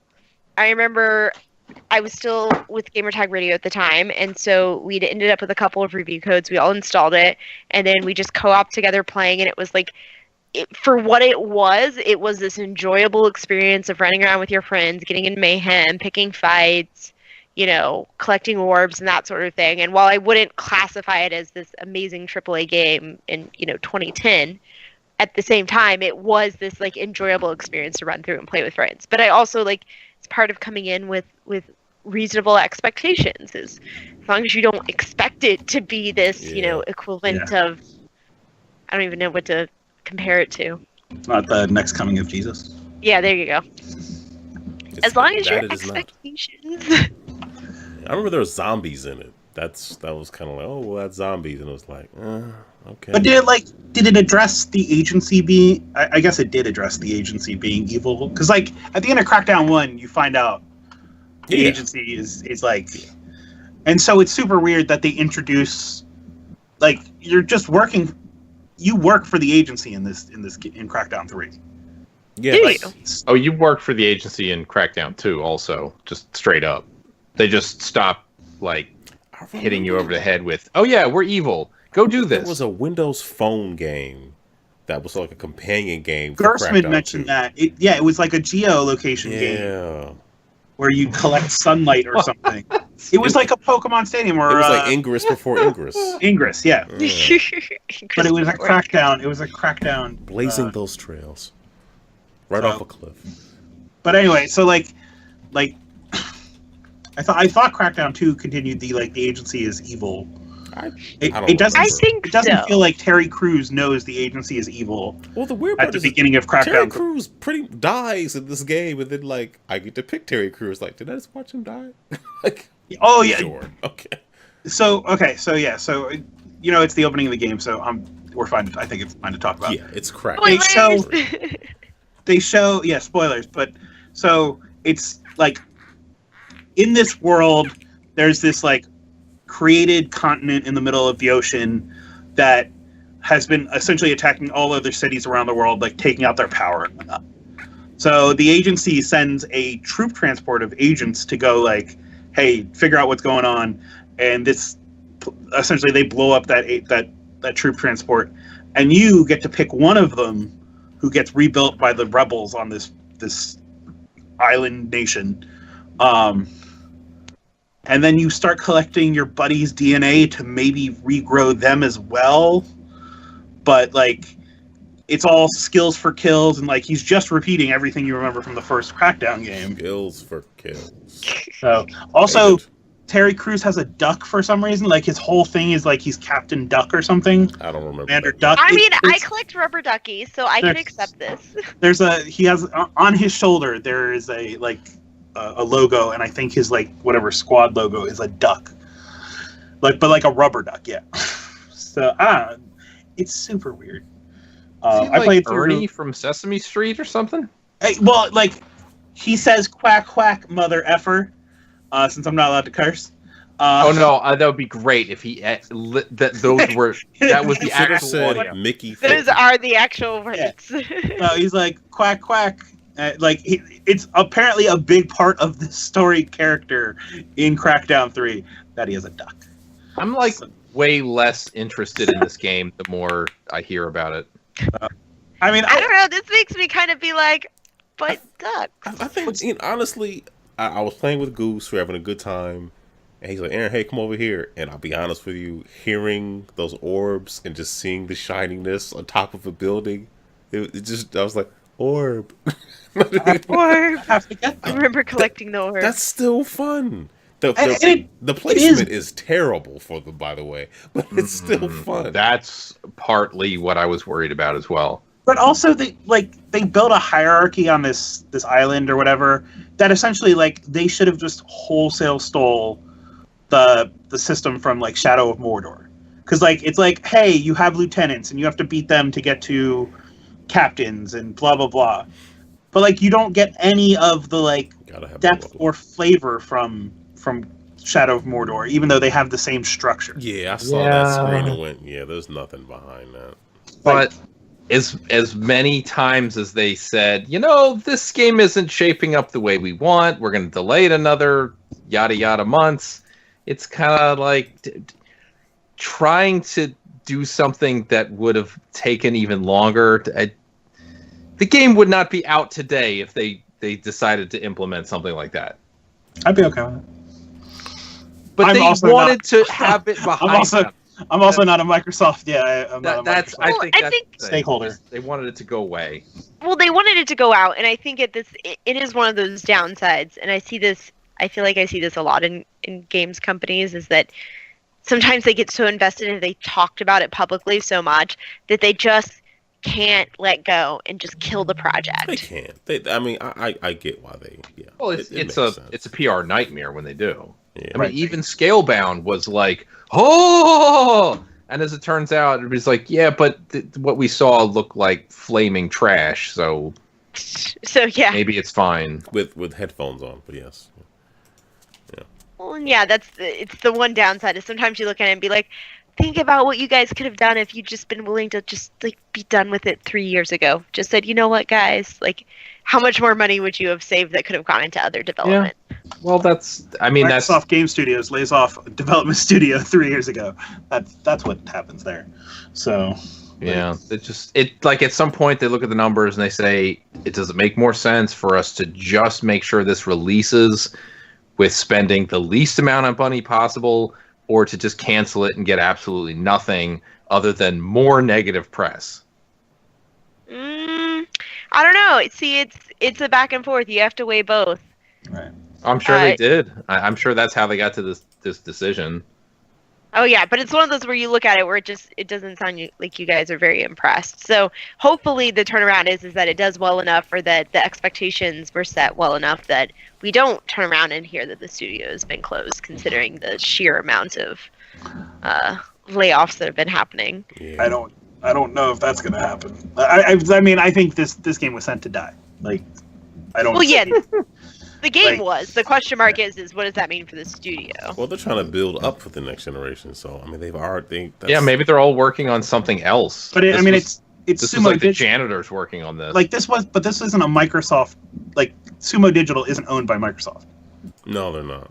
Like they're not part of Xbox. Xbox Game Studios published. Yeah, they're not one of the Xbox studios. Yeah, but like they're not Sumo Digital. Oh, like, are they a work for hire?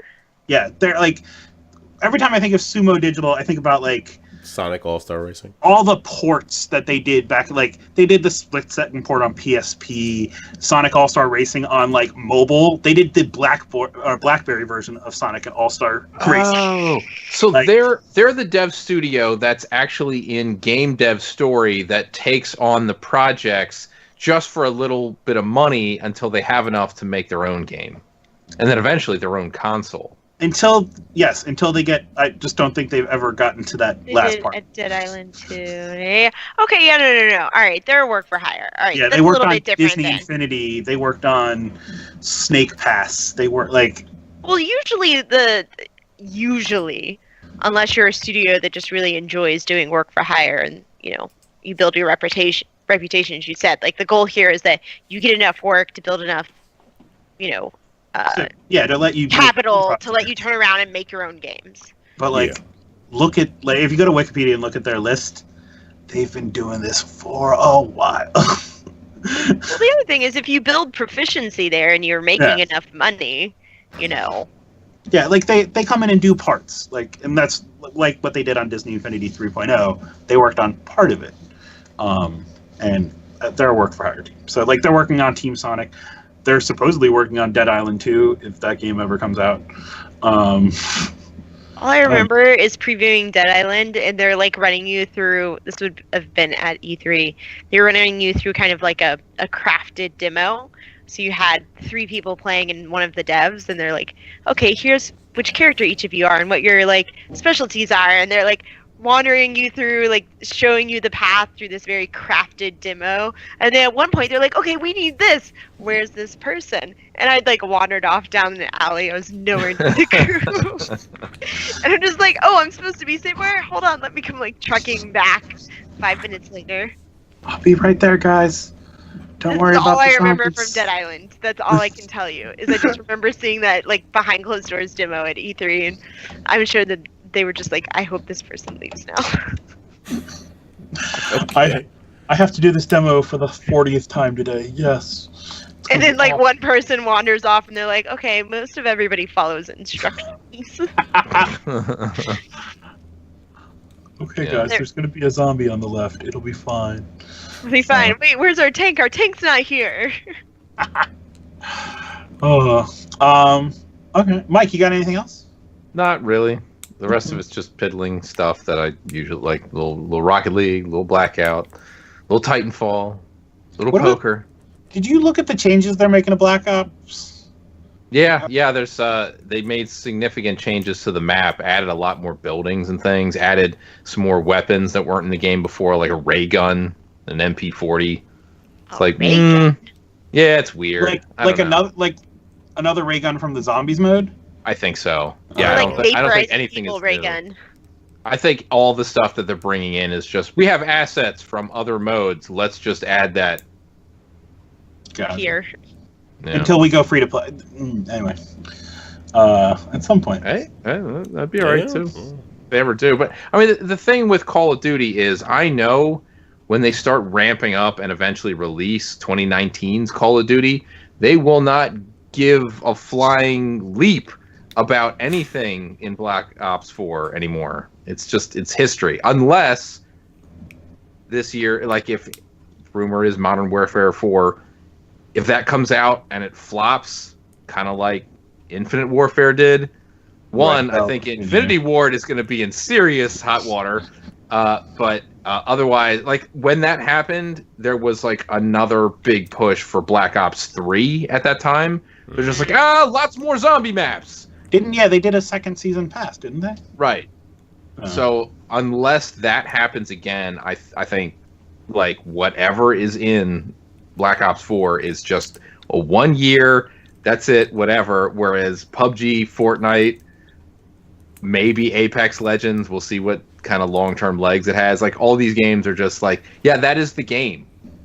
We will continue on and evolve, and Call of Duty is going to be like, we'll do another battle royale this coming fall. Yeah, It'll be called Modern Royale or whatever.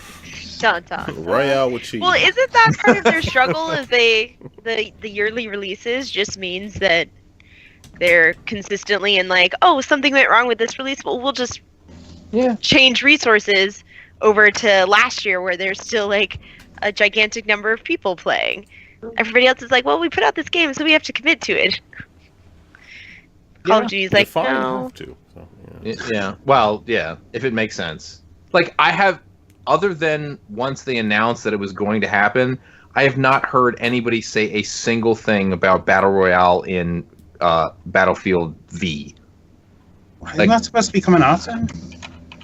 Like, Yeah, wasn't it just that it would be like a later release sometime this spring? I thought it was out. Like, if it's not even out now, why waste the money on the resource? Because I don't think that's going to do anything for them unless they already A, made the commitment, and B, I think they potentially could see an uptick. Theirs was called Firestorm, right? Yes. I don't really remember, not gonna lie. I don't know if it's out yet. Because wasn't the whole thing that it was coming out like several months after? Yeah. I knew it was after, but I thought it was supposed to be out by now. But either way, everything I'm seeing, hearing is like that game is on life support as it is. Well, so I'm confused by that statement, because like, and I've heard several people say like, oh, Battlefield 5 did poorly, but then also if you look at the MPDs for for the 2018, Battlefield was in the top 10.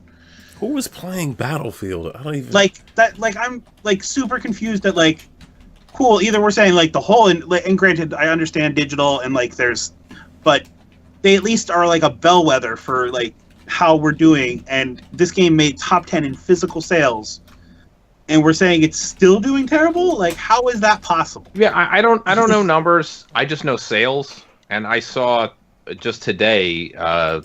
I forget who exactly, Newegg or something, had it for like $24. Yeah, but that's kind of common now.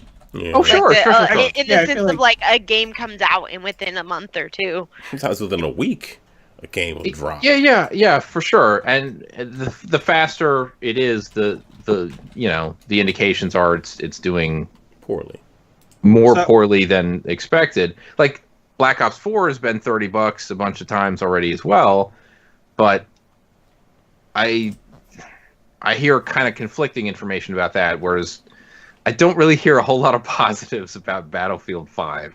I don't hear anything about Battlefield 5. So I mean, I think there's a core audience that does it, but like, I'm sure there is. Like, so MPD numbers for 2018, it was 14. Sorry, it wasn't in the top 10.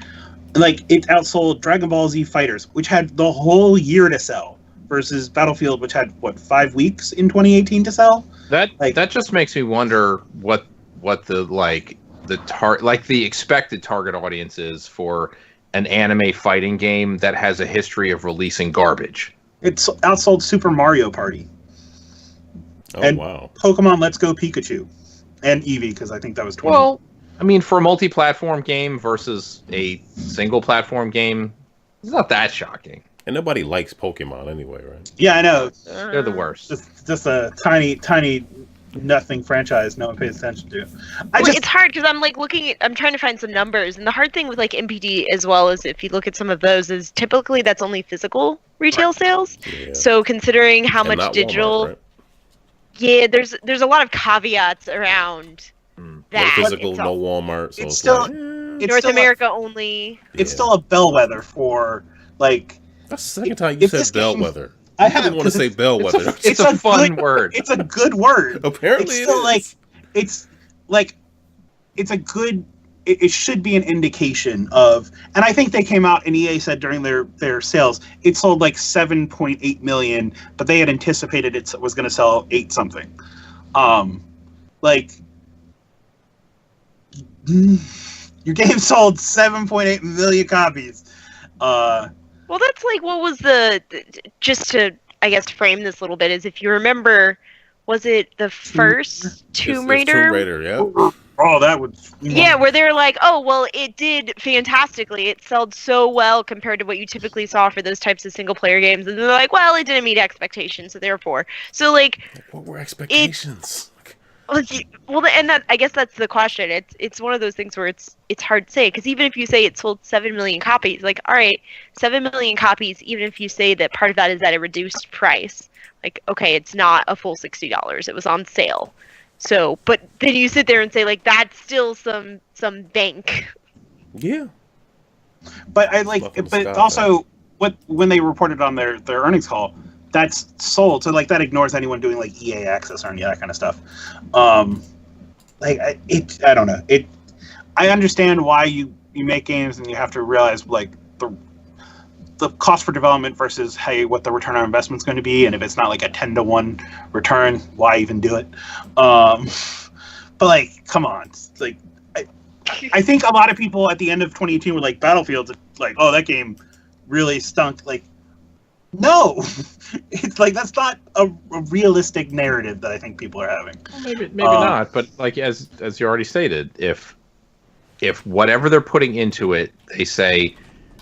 I mean, if it's a matter of we just kind of expect / hope it's going to sell 15 million copies, whatever. I'm just making up a number, whatever. And then it falls well short of that. Is it a matter of, well, did they put in the money necessary to build up to that point, and now they're really it's not even profitable, or not profitable enough to have been worth the effort, versus something that, you know, they set the expectations lower, they set the money going into it lower so that they can actually sustain a profitability margin on a product. I mean, that's the thing when you know, when I hear so-and-so, the expectations were X and it got X minus 20%, it's like, well, did you put into marketing? Like, in other words, like a really good example, I think, is Homefront. The original Homefront sold very well initially, like right off the bat, and a large part of it was how much money they put into marketing. It was a gigantic number, and it forced sales. It really, you know, duped a lot of people into buying that game, and that was the only way that they kind of made it work. Whereas if they set their expectations at a number that was unattainable and dumped a whole bunch of money into marketing or so to make that happen, and it doesn't get there, it's just a loss. The whole thing's a loss. So we're talking about numbers that none of us really know. Only EA and DICE or whoever can lay claim to any of this really knows the actual thing, but it's like total number of sales may mean very little to how much money they're making. Oh yeah, no, without a doubt, because you have to think about wholesale to retailers, and then you have to think about like what's, you know, are there any additional royalties or things? What are, you know, additional costs and stuff? I guess like to circle us way back to the beginning of this is it's things like looking at Apex. Apex launched. And I keep seeing people talking about how, like, oh, it's the #1 game on Twitch, has the most viewers, oh my god, they're doing so great.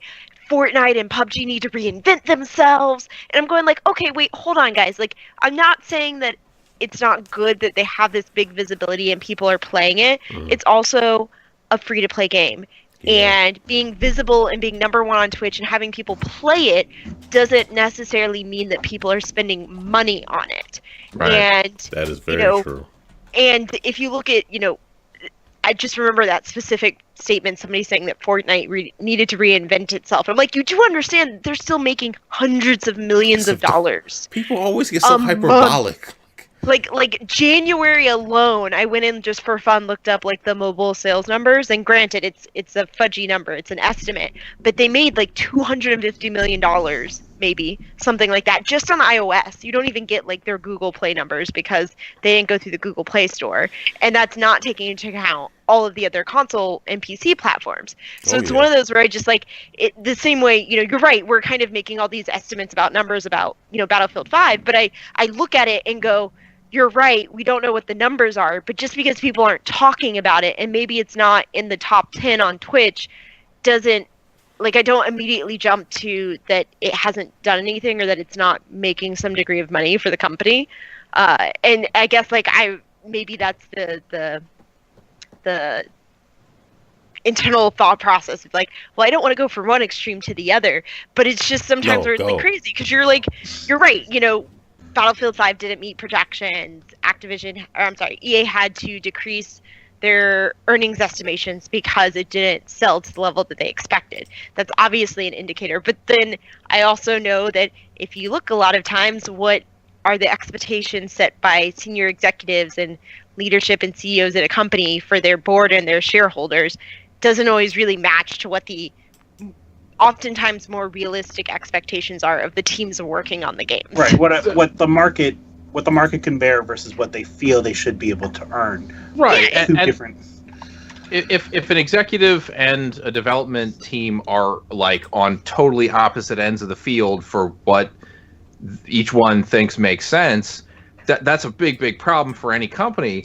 But like, as an example, mentioning Fortnite, 250. Let's just work on the just wild numbers. $250 million money brought in. But let's say because of the prior success of Fortnite, they thought they should be making $400 million in that time period, and they hired a lot of people. They spent a lot on advertising, blah blah blah, and they needed to pull in at least $300 million to make it profitable and have everybody retain their jobs. That's how people get laid off. That's how things start to fail. And I think in the early days of PUBG, they were really reticent to ramp up because they were like, we don't know if we can sustain. I'm totally speculating. I don't know any of this stuff. But I speculated this because it seemed like they were very slow to update a lot of things, to be able to like get patches that made the game better. Like, I don't think that they really wanted to invest what they probably could have to make the game better, and they were kind of behind the times. By the time that it made sense to do so, yeah. That's also because they don't you don't know what the average, like, if you have a burst of capital or of income come in, but then it averages out much lower. Yes, you don't have a sustainable income for the size of the team that you've grown to, and that's why you would lead to a layoff. But there's a different than what a sales projection would be. So, like, when Andrew, whatever his name is, at EA says, like, oh, hey, it sold, and that's what the two links I put in, it sold 1 million less than we expected. That's not their cost to expense for how much it costs them to make this and then market it versus how much they need to make that back. That's, hey, for how much we were doing this, we want a return of investment of X, and we didn't make that. So, like, right, but everything from my experience in other industries, like, if you don't get a 10 times return on a return on investment, not worth doing. Or like in software sales, the uplift on most, like, let's say antiviruses, for example, 40 to 80%. If you're not making somewhere in there, why do we even make this software? Well, like, and I don't doubt that at all. And this, what I'm about to say, is not even contradictory to any of that. But it's a matter of, so what do you put into what you're doing to achieve that? And if, in other words, 10, like you said 10 to 1, right? 10 to 1. So if your cost is this, you need to make 10 times as much back for it to have been worth for the company to make. So just to make super easy to follow wild random numbers that don't mean anything, put $1 million into making your product, you expect to bring back $10 million. 10 million plus cost. So 11. So 11, okay. So let's say you look at everything and you figure, if this is gonna be great. We're gonna put in $1 million, we'll get back 11, we'll make $10 million. You put the initial $1 million in, whether that's on development alone or development and advertising, whatever. It's what you've already figured. It's the budget for the game. It is the budget, 100% for everything about it. you put in that $1 million and you don't get back what you needed to make it work, you can't make it's not a sustainable business model then. If it's because it is sustainable. It's not sustainable at the level you want, but that means you have to reevaluate. And this is this is how you get to an apex. You reevaluate and say like, oh, hey, maybe making this $60 product for all of our products isn't the right way. I make a free-to-play product that allows me to engage the whole audience, the next generation of audience that we're talking about today, which is why everyone freaks out about the Epic Store when they give numbers like, hey, they had 200 million people and those people never had Steam accounts. Like they never engaged in any other PC marketplace. So this is a whole new population of kids that aren't in the marketplace today. So now Epic has cornered the market, and when now EA has Apex, let's give it away for free, get them into Origin, and then maybe we can sell to them later. But what we're going to sell to them isn't another free-to-play game. No. We want them in the market so that they will buy traditional games. Right. Well, then let me just say this to kind of sort of close out the argument I'm making. It's actually, as you're stating it, makes it more clear to me exactly what I'm trying to say, which is not so much if you don't make as much money as you needed to that you're technically losing money. The part where you're losing money as a corporation like this is we could have made a boatload of money on a different thing if we put resources into that. It's an opportunity cost, right? It's an opportunity cost. Yeah. Well, it's also it's more a forecasting cost. Like you forecasted this, you didn't make it to your stakeholders, and that. Well, but hopefully, hold on. And I think Mandy wanted to say something. Mandy. What I was going to say is that there's two things. You're right. There is an opportunity cost that relates to we put resources into this and it didn't meet our expectations. But separately to that, there's a difference between the opportunity cost of we don't know if they would have actually put more money into this to try and reach that goal. So ultimately, the impact to them is less about money. It is about money made, but it more comes back to kind of bite them in the sense of they had to adjust their earnings, which means they then had to make a statement to their shareholders, which changed their entire earnings report, which then puts a hit to things like their share price and all of that. So there's this kind of bigger swirling thing there. And the reality is that even if they'd spent $1 million more and their return on investment maybe wasn't quite as high, but they were able to hit that number, it's still going to have some sort of impact on them. So a lot of times it's just okay, did you forecast well? Did you set expectations with your company, with your board, and with your shareholders well? And then to some degree, when you look at franchises like Battlefield, we're saying it didn't perform to their expectations, but they still sold over 7 million copies. For a lot of people in a lot of studios, 7 million copies would be amazing. Hooray! So also a degree of expectation that centers just around what the brand is, which is it's Battlefield. Yeah, I mean it's a loss in confidence that leads to the stock dropping. It's you make this, and that's exactly right. People sell your stock, and it's a loss in confidence that drives that. But that's all driven based on forecasts, which hopefully are based on something realistic. It's all guessing and positive, but that's what it is. If you say we're going to sell 100 million copies of this game and you wind up selling 10, investors are going to go, these people are clueless idiots. What are they doing? But it goes back to the thing that's just weird about Battlefield is it goes back to that narrative. Remember the discussion in October, September, where it was oh man, pre-order numbers for Battlefield are real low from the guy that was looking at Amazon, but Amazon wasn't selling Battlefield as a physical, any copies for it because they hadn't stopped their discount program yet, which coincidentally their discount program stopped and suddenly Battlefield was available on their storefront. Kind of a smarmy thing for Amazon to be doing. Didn't they do that also with Spider-Man? Like Oh yeah, no, they did it with a bunch of everything. games. Yeah. that overlap too was like, oh, this is turned off. Oh, by the way, They're suddenly Spider-Man's in Weird. stock. It's Yeah, in we're like, stock. we don't want to lose any more money here. Also, we sell digital games. How is it ever out of stock? They ran out True. of. Well, no. Before that, characters. their discount they had already. Well, their changed the discount, their rules discount only worked on physical. on physical, but yeah, no. Well, and that's, I mean, it's also interesting too because if you look at the industry, and this isn't applicable to everything, but generally speaking, because of how easy it is to get digital, how easy it is to like preload and things like that, a lot of people don't pre-order anymore. Why? Because, well, on one side you can preload if you pre-order digitally. On the other side, a lot of games are such buggy messes at launch. Why take the risk? Exactly. Well, now, I mean, now the pre-order is, hey, do you want to get it 2 days early? Yo, 2 days early. Can I just say incentives. that calendar for Anthem of like when it was available for who bugs even sooner. was mind blowing, and I was like, "This what?"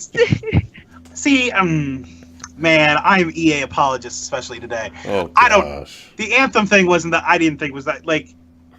I don't think they needed to put the EA Access stuff on there, and then that would have been 2 boxes. Hey, did you buy the $100 edition, or did you buy the $60 edition? And that's it.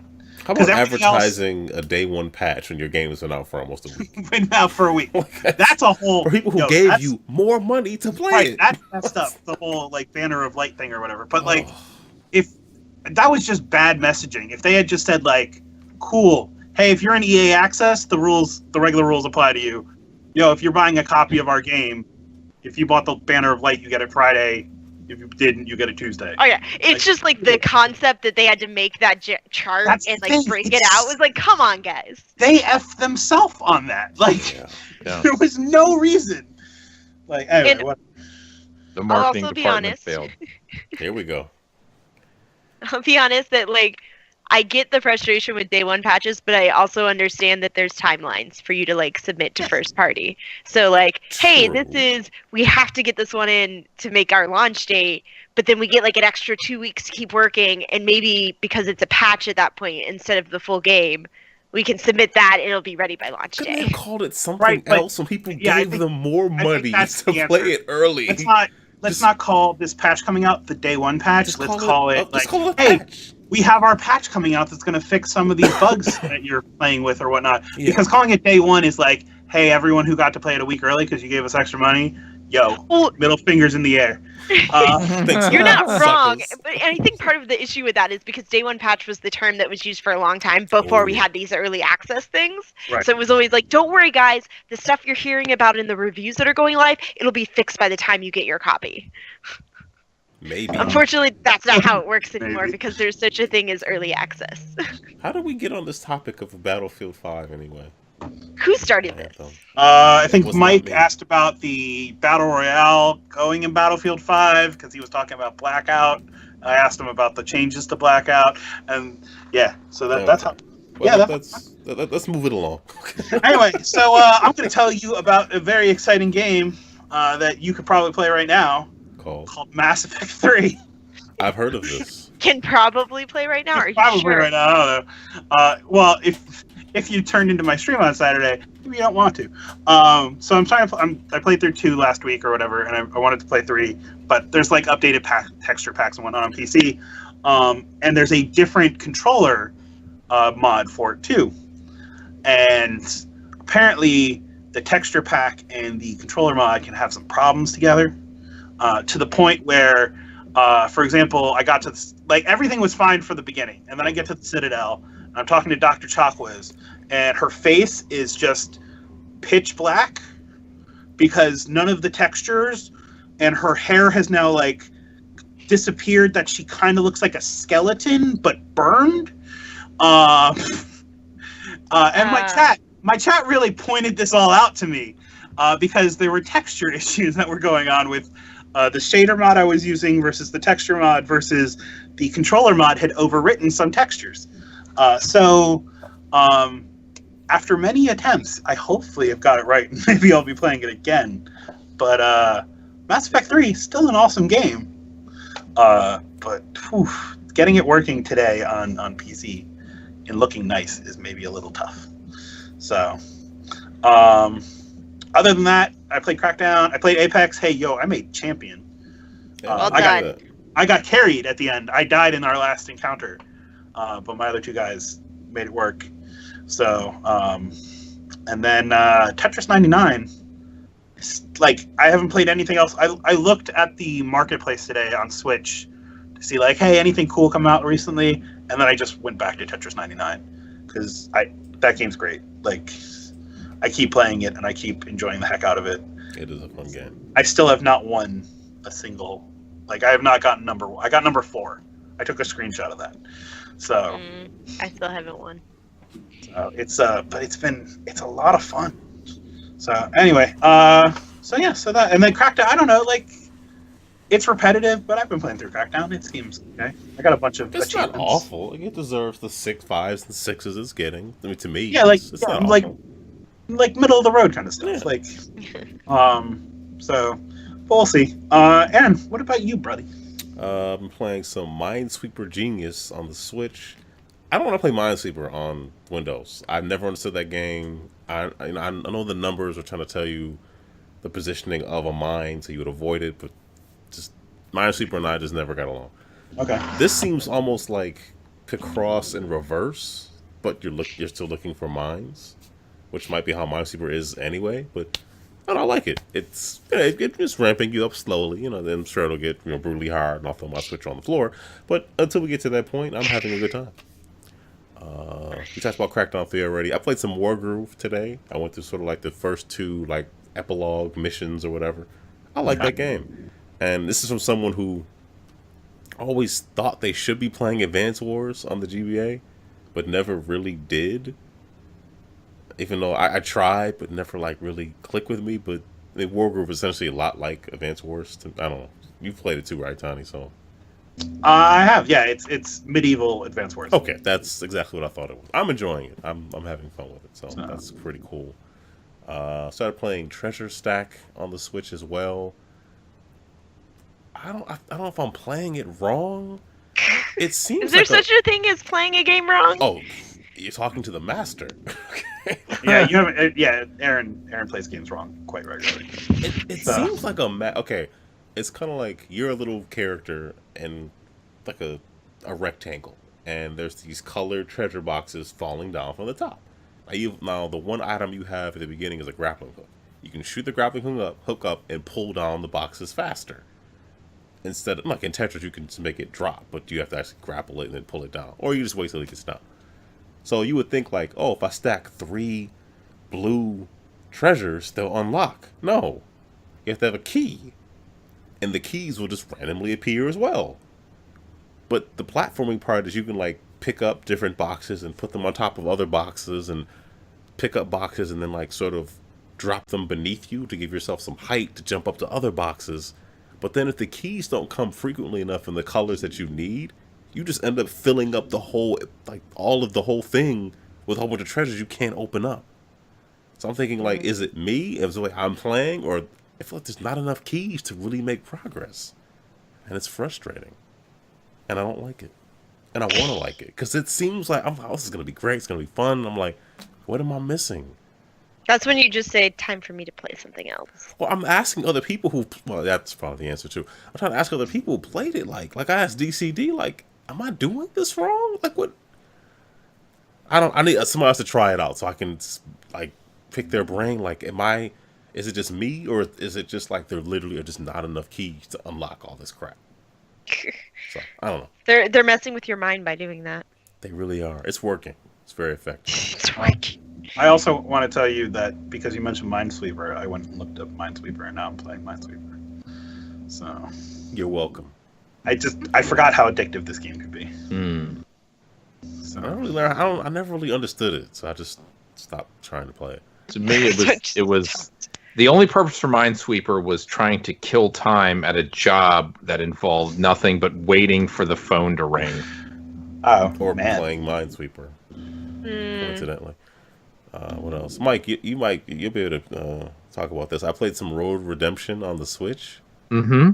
It doesn't control very well. It's okay. It's much better on the PC, but It's rough. having played a lot of it on PC, I got through the Switch version just fine. Okay. But Maybe I'm frame playing rate's it. not as good. It's not quite as responsive, but it's playable. But It's playable. most of why I guess I didn't have trouble with it is because I had put so many hours into the PC game. I just it just translated, I guess. I mean, I'm hitting people with that lead pipe as hard as I can. But you don't have to mash the button harder. Hold on. I'm hitting people with that lead pipe as hard as I can. That was the statement. Yeah. I mean, I meant you every do know word of that it. it's like it operates just like Road Rash 64 did, which is if you're using a weapon, you sort of hold it for a second, and that kind of like sets it up, and then you release it. Yes. And that There's also you hold it down for like the power, like the fire you have comes that- on, and you're like, "Rah." Yeah. Okay. Can That sounds like you're doing it right. Yeah. Sounds like you're doing it right. Can we Because ask if you tap, it's like a jab kind of thing. Can we ask? Can we ask a question? Was No. Road Rash 64 a good version of that game? That's my favorite Road Rash of all time. Wow. Really? That, 100%. that is a shock for you to I- say that I the was not N64 expecting- version Right. of Without- anything is your favorite. That is kind of one of the only reasons I still have an N64. Just for that. For Road that game. Rash? I For am. Road Rash You have 64. great This wrestling is games. GoldenEye. amazing. A good port of Resident Evil 2. Everything they did since 64 was downhill, That which I isn't believe. really that much. It was really it's just 3D and Jailbreak, and I think that's it. I'm more. It's more the N64 praise Jailbreak, that you I'm. better break out. You better be It's dead, great. dead, I mean, dead, it dead. controls well. It's fun. It's hilarious. All right. The I have songs it. I are should- incredibly maybe I should stupid. play it more. I don't know. Songs are good. That's a endorsement if I've ever heard one. That's on the back of the box, and it's a quote from me from right now. It just says dash me. Dash. Who is this? Me, obviously. From Assault Suit 2019. Retroactively. From the future. Alright, I started playing some Battle Princess Madeline on the Switch. That is a game that You didn't give up on that game? no, I went back. It's Okay. fun. I keep dying on that boss, but it's what's it, Ghosts and Ghouls, Ghosts and Goblins, whichever. It's that. So Well, it's that, but like a weird RPG version yeah, of it. there's more to it. There's some That's- like that's Metroidvania what- kind of stuff. I was really looking forward to that game until it came out, and I heard, and I was like, oh, nah. Yeah, there's a little bit more in it, but it's it seems fun. Play a little bit of Odalus on the Switch. That's been out on Steam and some other. I think, well, maybe just PC. Is that the one that's kind of like Castlevania? Is Like that 8-bit Yeah, look? but there's my biggest issue with it. You can't change the controls. So let me pick up my Switch controller, my Pro controller. So like, jump is like Y. No, jump is A, and attack is Y. Why would they do this? That makes no. Okay, everything always feels a little bit backwards on Switch though with the controls because I'm so used to like playing on But the yeah, other platforms. Instead of That being is like a these weird two, it's configuration. like these, and you can't Yeah. change it. And it's who? that's weird. Why? Why would you do this to me? I don't think Somebody that thought it problem was a is good on idea. the Steam version. I'm pretty sure you can change the controls. don't I know I've played this game. Okay, well, hopefully they patch it or something. I'm just not looking hard enough because I'm like, this is nuts. So what else? This isn't working. You could always rewire the controller to manually switch the buttons Do you know how around. much these cost? Way too much. Okay. Way too much. If those who are Agreed. listening, I'm holding up a Switch Pro controller. These are overpriced. There's no headphone jack in them. Super. They're Yeah, but if great. you look at the NPD numbers, apparently it was the #1 accessory in January. So Oh, yeah, I'm not shocked by that. Though there were sales, I feel like I've been seeing more sales on them lately. Well, I got too. this one with the Switch, with the Smash. That's Smash bundle. Brothers, yeah. So that, Oh, yeah. That helped me rationalize. they're that. finally like, we'll take $10 off, guys. So it's still expensive, I but thought it it's was like- slightly less expensive. It I needs thought, I thought Fat Kid Deal said it it was like needs a $45. headphone jack. though. Oh, I don't really know. It could does. be. There's really no excuse. But yeah. It's Nintendo being Nintendo. Yeah, it is. What else? You need to plug into your phone if you want to hear sound. Okay, like use their app. No. What What else? We want to set it up in a way that we figure no children will be involved in this. No one. Nobody Period. will be able to make it work. Okay. That's. I bought that Splatoon headset somewhere around here. It'll never fit on this head, but it's somewhere around here. But you won't. Yeah, So no need to look for Here. it. What else? I played some Ali Ali Switch Dance, which is basically Ali Ali 1 and 2, like kind of bundled together. that's cool. That's still a fun game. I'm still kind of. I get to a point where the game just gets. It asks me for too much. Like, you need to score 350,000 points, skate backwards, which you can't even do, and don't touch the ground. Good luck. How? So, yep. So playing that, that's fun. There's a game called Degrees of Separation, which is like this co-op game. They advertised it like around, like using Valentine's Day, like, hey, play with a loved one. So I told my wife, I was like, hey, we're gonna play this game together, and we're gonna record a Let's Play. She said she would do it. So we'll see what happens. Exactly. Look at your face, like What? She said she would do it. So hopefully it'll happen. I don't know. So yeah, One day. one day. By next Valentine's Day. Nah, we just haven't that time, but we'll get it done. We'll get it done. I'm just wondering, like, did the body snatchers come and replace your wife? So.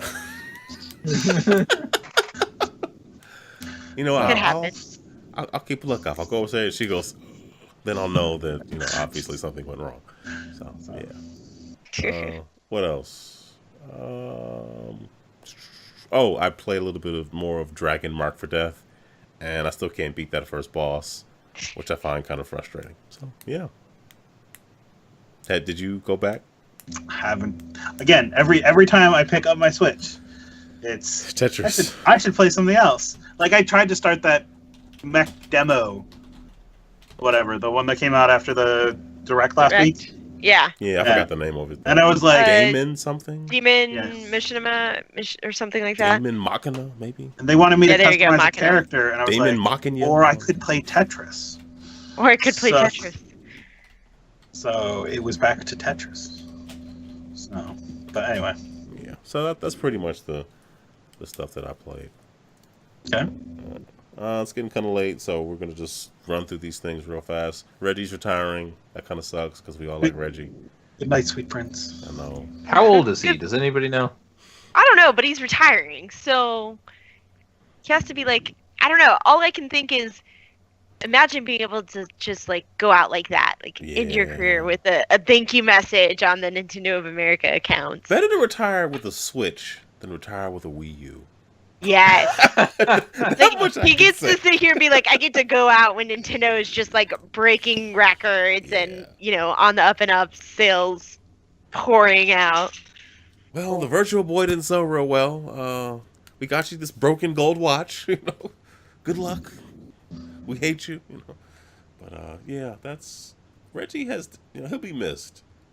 I mean, this other guy. Yeah, his last name is Bowser, but he's not gonna be Reggie. Yeah, he's not going to be Reggie. I still miss Jack Trenton sometimes, man. I mean, you know, it's not the same. I like Sean Layton's okay, but he's no Jack. You know? So it matters. So the Reginator is leaving, and then the other guy, was it Doug Bowser? Doug Bowser. Starts on April 15th, the day after I have my taxes done, supposedly. So yeah, Supposedly. yeah, supposedly, yeah. By close of business, not, you know. So I have till 11:59. If only there was other things on April 15th.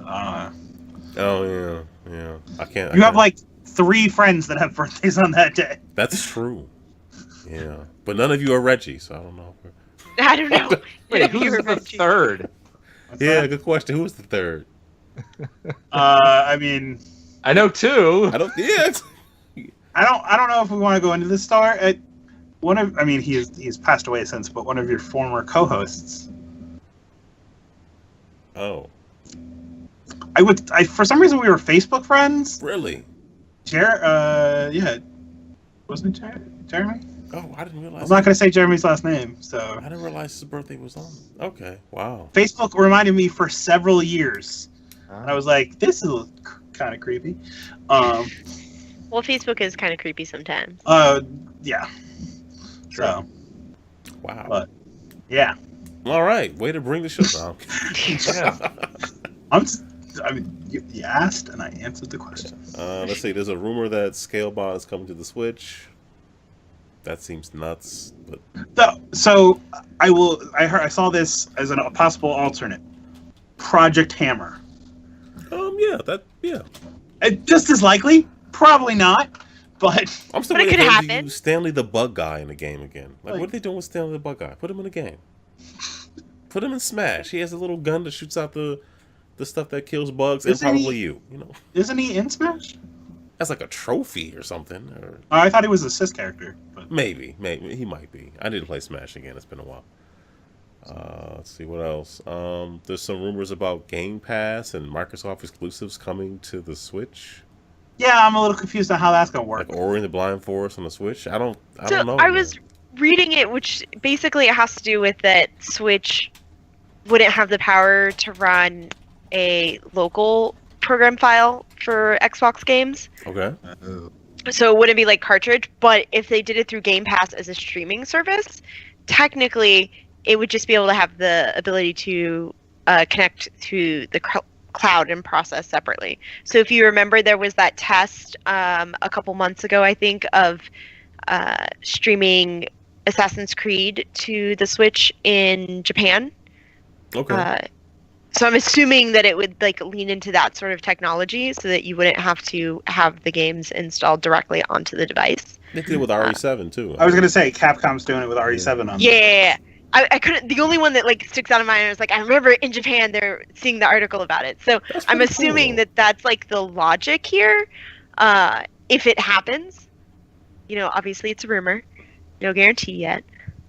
All right, Mandy says it's guaranteed. Right. Uh oh. I heard you say the word guaranteed, so that means it's guaranteed. Therefore, it's done. The words around it don't matter. Exactly. Context is dead. 3 months from now, I'm gonna get quoted in something and be like, "Oh no." Did I really say that? Yes, you did. I mean, Microsoft has said that they want to basically, put whatever app it is that lets them stream stuff on everything. So phones and why not the Switch? Why not the Vita? I'm kidding. If I'm in the Vita.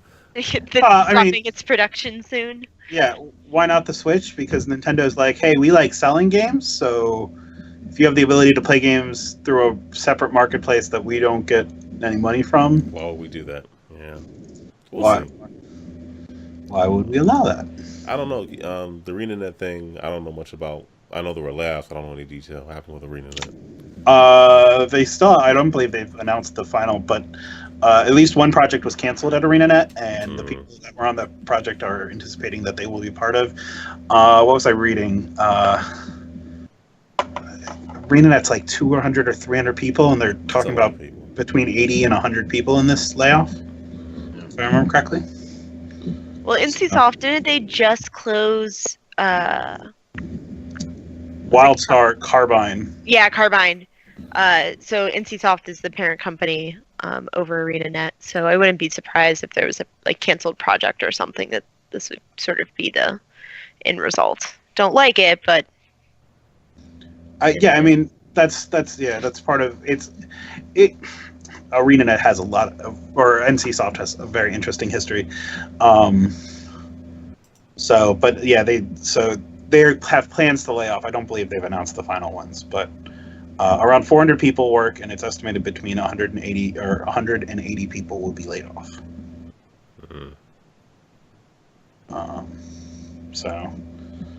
Well, the rumors are pretty strong about. I'm sorry to go back to the thing about. I'm just reading about. There's more articles about the whole Xbox Game Pass and the Ori and the Blind Forest thing. We'll see. Well, I mean, Xbox is really kind of expanding their thought process. And we've seen that over the past couple of years with, the Game Pass, with the cross-platform and everything that they're trying to do to really connect their ecosystems. So it wouldn't surprise me if their next step is saying, where else can we go besides our own ecosystem? But it would present them with interesting marketing challenges for their next set of hardware if they do that. I wonder if you'd have to have the Switch online. I don't know. It's a good question. And then the last thing is, unfortunately, I'm sorry, go ahead, Tony. I was going to say, then Nintendo is making a monthly cost off of you, or if you buy whatever the annual cost. $20 worth it though? I Well, you mean, think about it. If there's enough people, they make $20 per people, and you have to assume that there's some degree of revenue tied to any contract they'd have with Microsoft. So it's not like Right. Microsoft just gets to do it for free. True. And So it wouldn't be games that you can already buy on the Switch, I'm assuming. yeah, so then at that Right. point it says like, okay, well, how much does Nintendo get as a royalty or commission for being able to play the game through their system? And then how much might they charge to Microsoft or anybody else to be able to put it there? Like, there's a lot of levels of how that could work. yeah. There's also the things that I think about though. Some of the issue. The other thing is like this wouldn't. So if Nintendo sees the Switch as a, and I think the numbers they gave out last year were like a lot of people use it undocked. Like they treat it more like a portable. Yeah. Which means that like this service might not be available in a lot of the use cases they see. So maybe they don't feel like it would eat into a huge chunk of their market because it would only be for X number of players that are either in. That's a good point. But the other weird thing is, and this is actually goes back to Crackdown. So the reason that I'm pretty sure why multiplayer doesn't let you play with like any of your friends, like it's not like you get randomly matched, is because you go into. So Microsoft's cloud and same for Amazon and all these are broken up into regions. And for most things you do in the cloud, they don't really like latency isn't that big a deal, but in a game it'd be a big deal. So they're only going to match you to people that are also in the same cloud region as you. If they're using Azure as the back end for this, then that would also introduce some questions on latency, especially for like Ori is a game that you need to have a relatively quick turnaround. Yeah. So yeah. So I mean, Going up that waterfall is pretty tough if you don't have a good internet connection. Yeah, that stupid tree. Anyway, so yeah, it's yeah. There are a lot of things. There are many challenges. So, in Microsoft, I'm available. Anyway, last thing is apparently EA's Australian studios hit by massive layoff. So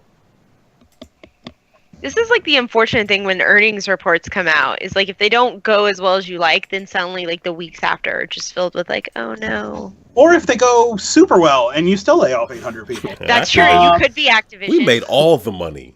And we fired 800 people. You could be Ubisoft, do really well, and not lay off a bunch of people. Anyway, what? Who was it that was doing those really good headlines for everything? Was it Waypoint? I think it was Waypoint. I know Waypoint was retweeting a bunch that's like, Ubisoft announces good earnings, doesn't over 800 people. Yeah. Go figure. Maybe that's what was popping up for us. Like, you guys are definitely throwing it out there. It's a quote. I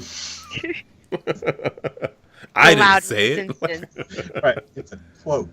Anyway, the weird thing is, I don't know, like, so the studio, it seemed like it's a mobile studio in Australia. Like, yeah, Fire Monkey. Yeah, they make Real Racing.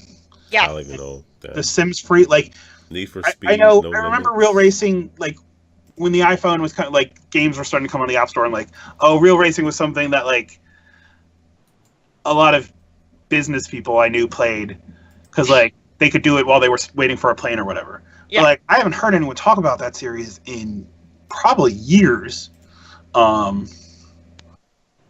And then what's their names? Who's the company that like goes and just essentially steals the idea and makes their own game on mobile? Gameloft, right? Gameloft, thank you. Like they had a game that didn't they end up like bringing to like the 3DS a racing game? They have a lot of Asphalt. racing games. Asphalt, right? That's it. Yes, Asphalt ended up like Started on the N-Gage. Did it start on the? I did not. That's a long-running series. Like, just yeah. so you know, they're on the 9th iteration. So, but like I remember there was a 3DS version of that game or a DS version, one of the two.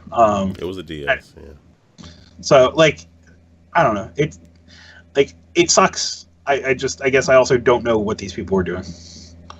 Well, it's one of those where it's like that's the hard part is if you don't know what they're doing, then it's even more like, oh no. So, I mean, someone else might not have known or been aware. Or, you know. Our Monka studio is working on some of the most popular mobile games. We recently made the decision to shift teams to focus to more of our live services and entered into a consolidation period that may impact some roles in the studio. We're working to match skills with opportunities as we go through this period, identifying other opportunities at EA, providing as much help to our employees as we possibly can. That's like the most PR answer I think I've heard in a while. I heard skills for kills. Actually, so this is the one, they had 200. A statement this morning from Game Workers Unite Australia originally estimated that 80 to 100 staffers were impacted, but it has since been amended to something between 40 to 50 people. So a fourth of the studio was apparently laid off. Wow. So Why is it that the industry seems to be getting so much bigger revenue standpoint, and yet this is what happens? Because if you can afford to, well, people think they can afford to just slash and burn, they will. Or That's true. late stage capitalism. Hey, you have a lot of big whales that suck up most of the money inside said industry. True. Like there's some stuff to look at. Like we're never going to get rid of layoffs. Like this, I hate to say it, like the Activision piece, but hey, all the people related to Destiny, if they couldn't find another job inside of the company, weren't going to have a job at that company anymore because Destiny was no longer at that company. And like some companies try to do it responsibly. Like again, it just happens to be EA. But when they canceled that Star Wars game, they didn't lay anyone off from that studio. They restructured and repositioned people. Now, in a month, they could announce layoffs, but at least that's what they did when they canceled the Amy Hennig game. And then when they recanceled it, when it was at the Vermont or the Vancouver studio. So, like, there's the realities that layoffs will occur. But on the other hand, like, it's the Activision one's just disgusting because it's like, hey, we did awesome. Yo, let's slash and burn because our biggest expense is people. And hey, if we want to show even better numbers. Yeah, if we want to show more cash on hand, hey, you know how we can do that? The PCs we buy didn't get any cheaper, but I can get rid of those people. Then I don't need to pay for their space. I can consolidate. Yeah, it's lost money versus ongoing expense. Right. Yeah. Well, it's also capital versus expense. Like when I outlay for a Dell laptop, that's a one-time capital purchase, depending on how much it is. Anyway, stupid finance stuff. But a person will never be capital. Should never be capital. All right. We ready to get out of here? Yes. Mandy, any shout-outs, plugs, anything you want to say on the way out? Thanks for having me. Thank you for joining You us. can find me hanging out around on Twitter at LadyLuck24, as well as in a variety of Discords. Mostly I hang out and poke at people in Gamertag Radio. But otherwise, play games, have fun, enjoy life, eat cookies, sleep. Stay warm. Stay warm, yeah. Yeah. Just don't go outside. Problem solved. I don't know if that's the right answer here, but... They're on the wrong answer. It's the bird box answer. Yeah, become a hermit. So Don't let anybody else in either, because it could be crazy. So, look at it. Look at it. Just like, no, I don't want to look at it. Anyway, Mike. Exist with a bag on your head and you'll be fine. boy, girl.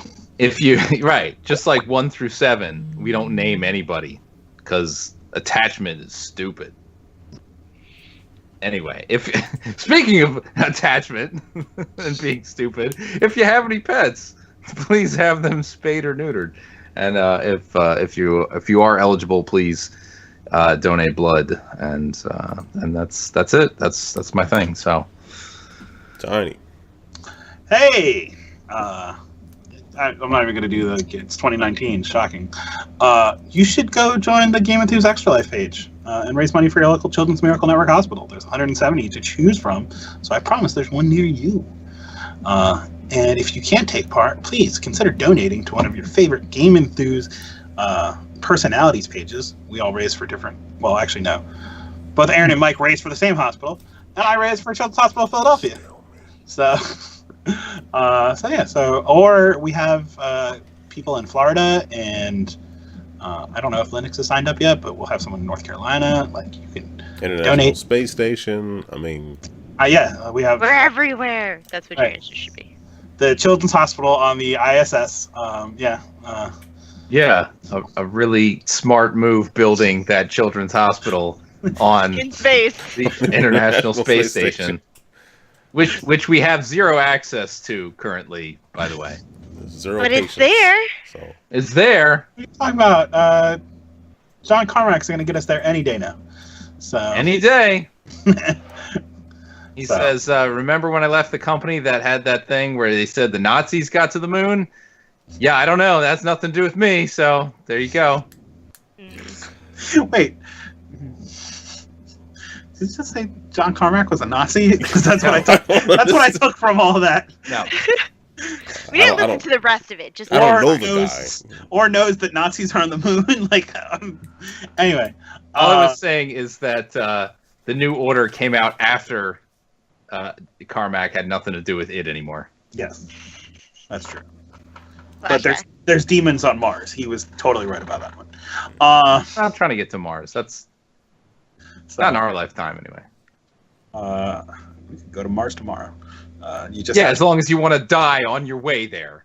not on the way there. We could make it there. You can Two wait It's until after you get there. literally That's the problem. crash You're into never the coming planet's back. surface. You're never. Well, Well, you never It's not even qualified that. that we had to come back. You never Yeah, said like- it was a round trip. right. Like, we're okay as long as you're okay with like, yo, people are gonna die on Mars, and also like On the way to Mars. I feel like we could make it to we Mars. can make it to Mars. Okay. We can I make can it. tell who the optimists and who the pessimists are in this group. 100% make it to Mars. We have the technology to make it to Mars. We have the power.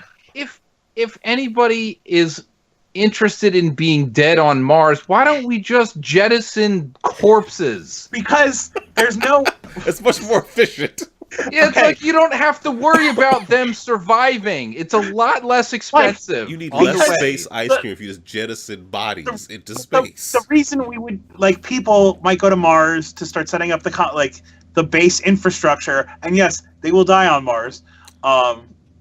But they'll have made it to Mars. Yeah, not only will they have made it to Mars, they will have set up infrastructure for future generations for this to be a sustainable and repeatable process. That's Yo, what these little. And by It's repeatedly, tomorrow. repeatedly dying on the way to Mars. Again, I don't know why everyone's dying on the way there. Because When that's they what get there, happens. that's the Because it's issue. catchy. It's just- Like let's stop referencing what was that game on PlayStation or whatever, where they all die on the way to Mars. Anyway, the one that dice. It's my game of the year, or one of my games of the year that year. Whatever. We can make it. We 100% could make it to Mars. It's a game where they all died on the way to Well, no, Mars. So, oh god, So what Tharsis. happened to optimism?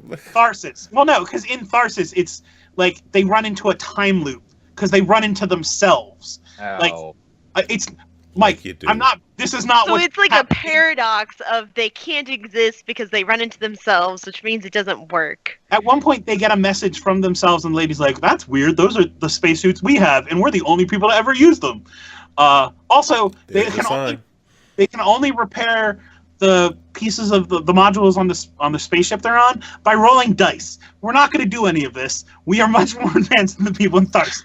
You mean we're not going to do this like a D&D? Like, it's like, oh, I only rolled a 10. I can't fix the oxygenator.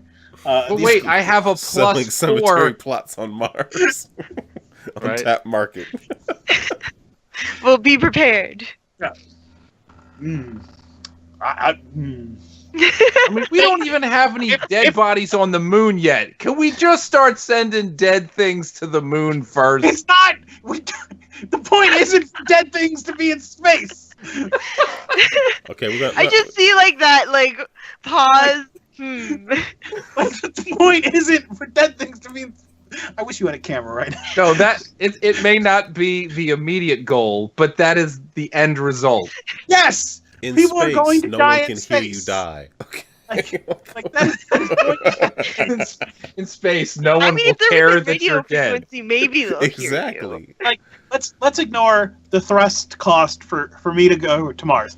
If tomorrow they were like, yo, we for some reason need someone who does IT security on Mars, you will most likely die on Mars.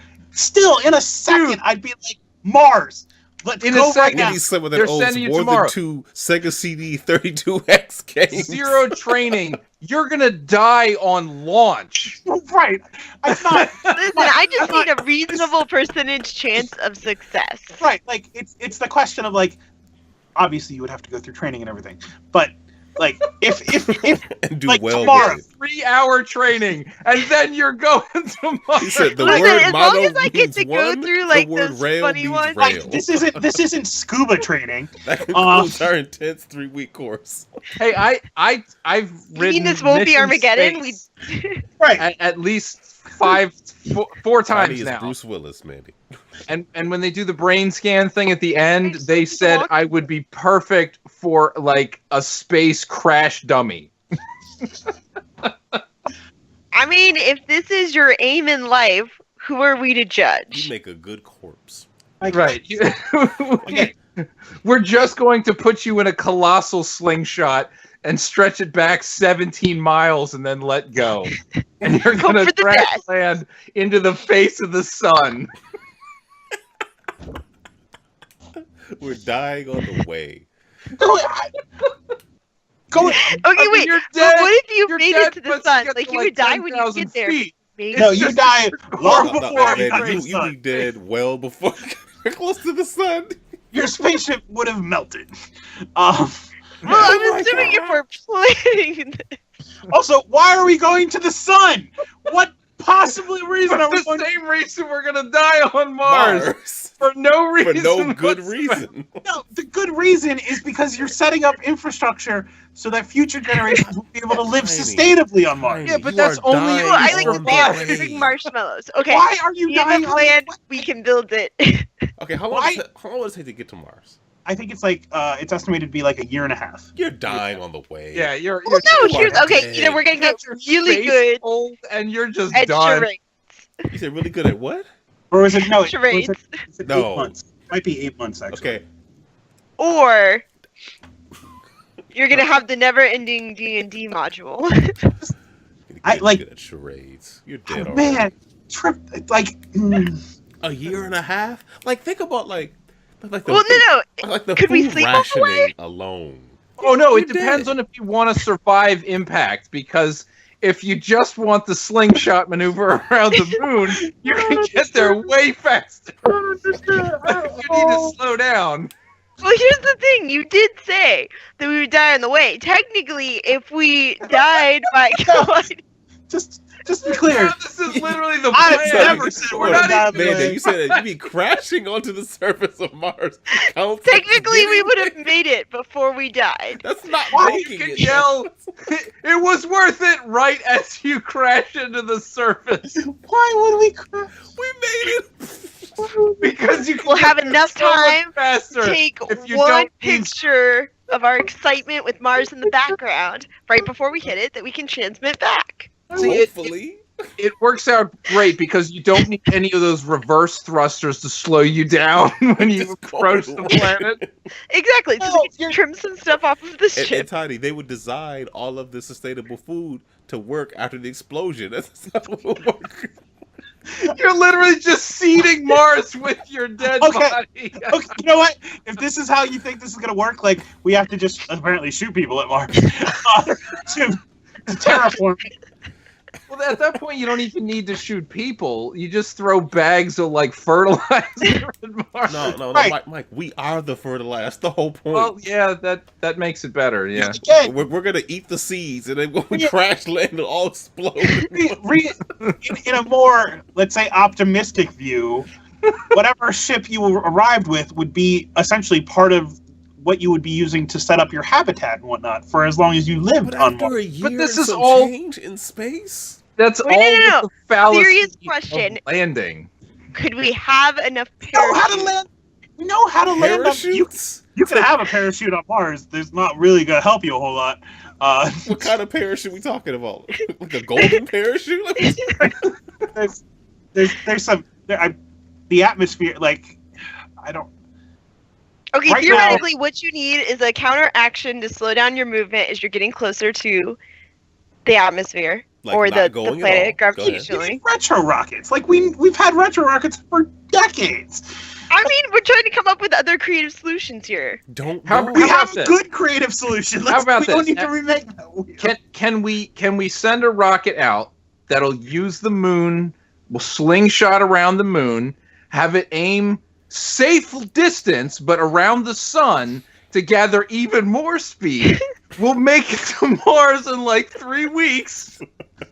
We'll And just be have gotten traveling- crispy along the way. We'll We'll be Slightly traveling singed. at near light speed, and we'll actually shatter the planet, just like in episode 8. They'll just cut the thing in half, and the tiny particles will seed the rest of the galaxy forever. Okay, I'm sorry. I don't feel like this is realistic. We have to end the show. Not from any of the scientists on this podcast. No, We have to end the show. but I'm declining your proposal. in a heart. Oh, in a heart. Mandy, we'd only be slightly singed as we shoot by the sun slightly too close.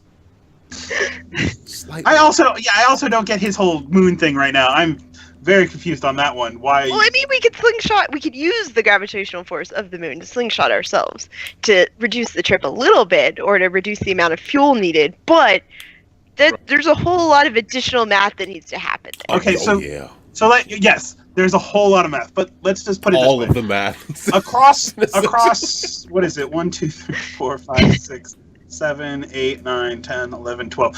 12 different missions we've run to Mars. The times range between 333 days is the highest. The shortest day is 100, or the shortest time is 128 days. Okay. And that all depends on like where Mars is in position to us. There are a lot of factors there.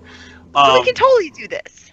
Like, But I would also think it might have something to do with the amount of weight needed to, like, in other words, the things that we send to Mars don't need to eat for like a year on the way, right? That's Or- what sleep is for.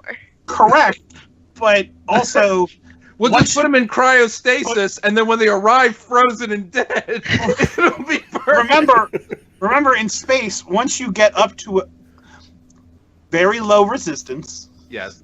so once you get moving, the bigger issue is arresting your movement, not Right. Okay, so Not you're saying like- you okay, don't wanna so we're crashing into traveling. the We're not- surface there is inevitably. no reason to crash. Absolutely no reason. If I was running the Well, simulator, define reason. Unless we mess up again and use the wrong unit of measurement and be like, oh, we programmed this in feet, but it measures in meters. Did we use the you metric get Gotta within keep it- eyesight of the planet, and you say Whoa. engage retro rockets, and it turns out you actually fire them in the wrong direction and accelerate faster right into the planet. But thankfully, NASA has a lot of very smart people in it. And hopefully But the they problem, learned Tiny, is that they mistake. all are on the mission to Mars, so they're all in the ship The smartest and the brightest the planet has to all offer. together. Send them Are we right just into going the for the surface. Odyssey? Is that the plan?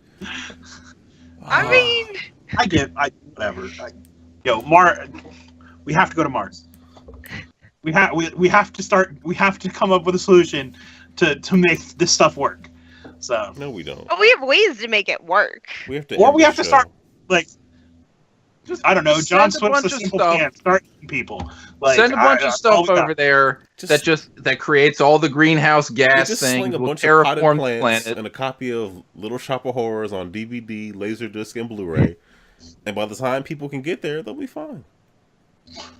I mean, we can actually destroy the atmosphere, the total environment of Mars before we even get there. We'll be like thousands of years ahead of the game. Oh, I like this plan too. We can do this. We It's just need an realistic. anchor.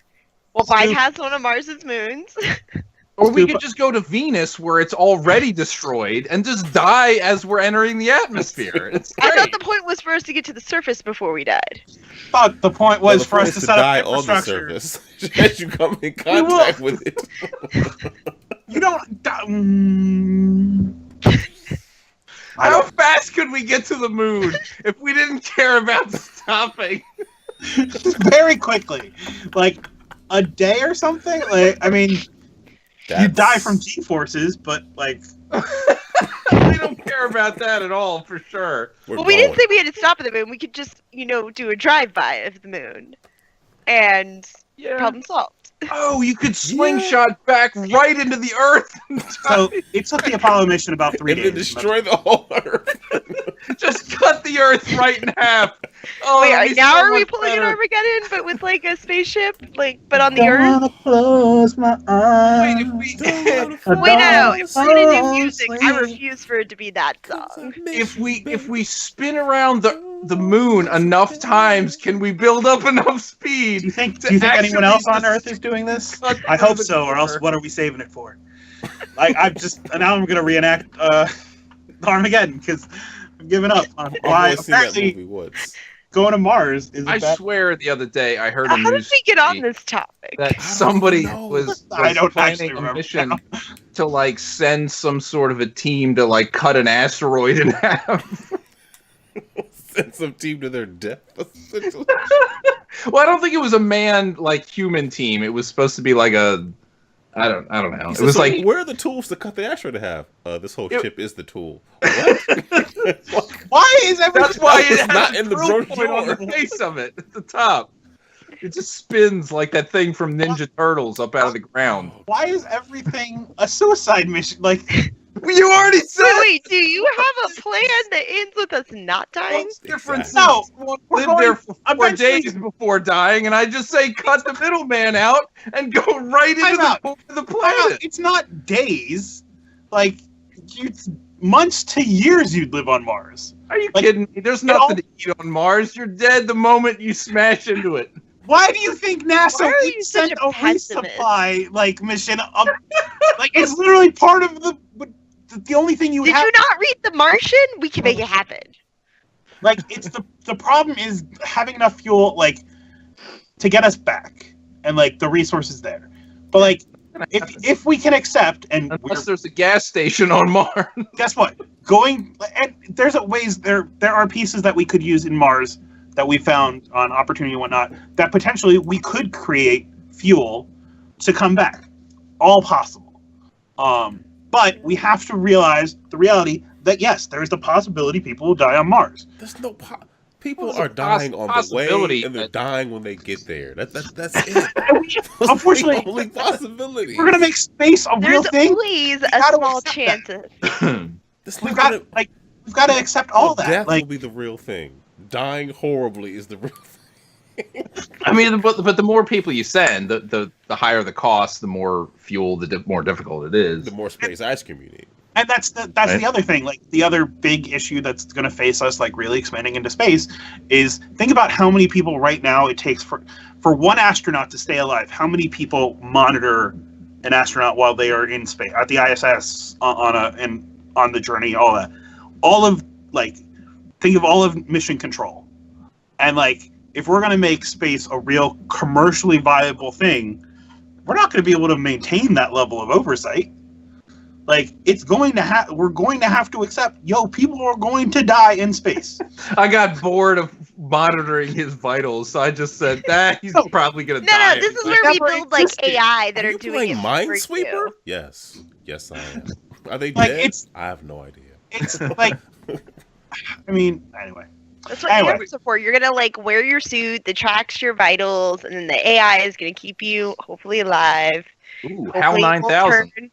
I mean, that's Snatchers. So Scoop asks, what does this have to do? Mars have to do with Battlefield sales figures? And he says they make bouncy houses in the shape of rockets would totally cushion your impact. Okay, so in addition to having the parachute, we can just like jettison giant like balloon bouncy houses. Well, I mean, thousands, millions. Do you remember? Was it Is it opportunity or when they fly around the sun and come flying into the ship, and kill us? was it opportunity or discovery that landed? Essentially, they landed with just big, like essentially a ball of inflated bubbles around it. They packed one of those love sack things in the ship. Well, like So I then was when it thinking more smashed- like the a custom bouncy house around it, essentially. Like, Did it look that's like a castle or? fucking hate I was thinking more like the bubble, like the you. safety That'd be bubble. awesome. Fucking It's just, we actually set up a camera on Mars 3 years earlier on the last Deep up. Impact mission, All right, just to film the bouncy castle. I give up. Mandy, thank you for joining us again.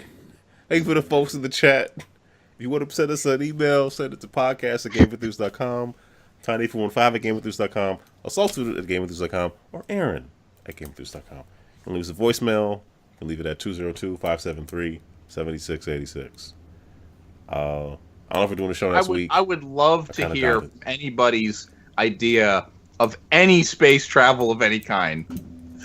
That Via hopefully involves people dying horribly. That's the goal. If Is anything. that- Why are they dying horribly? No. I don't understand. All right, so I don't think we're gonna have a show next week, unfortunately. But we'll see. I don't know. But this has to end at some point, and this is a good point. So, I don't want to close my eyes. Okay, don't just set it off wanna now. fall Sleep. Cause I miss you, baby. And I don't want to miss a thing. Cause even when I dream of you. Even when I Was there anything else on this movie's soundtrack?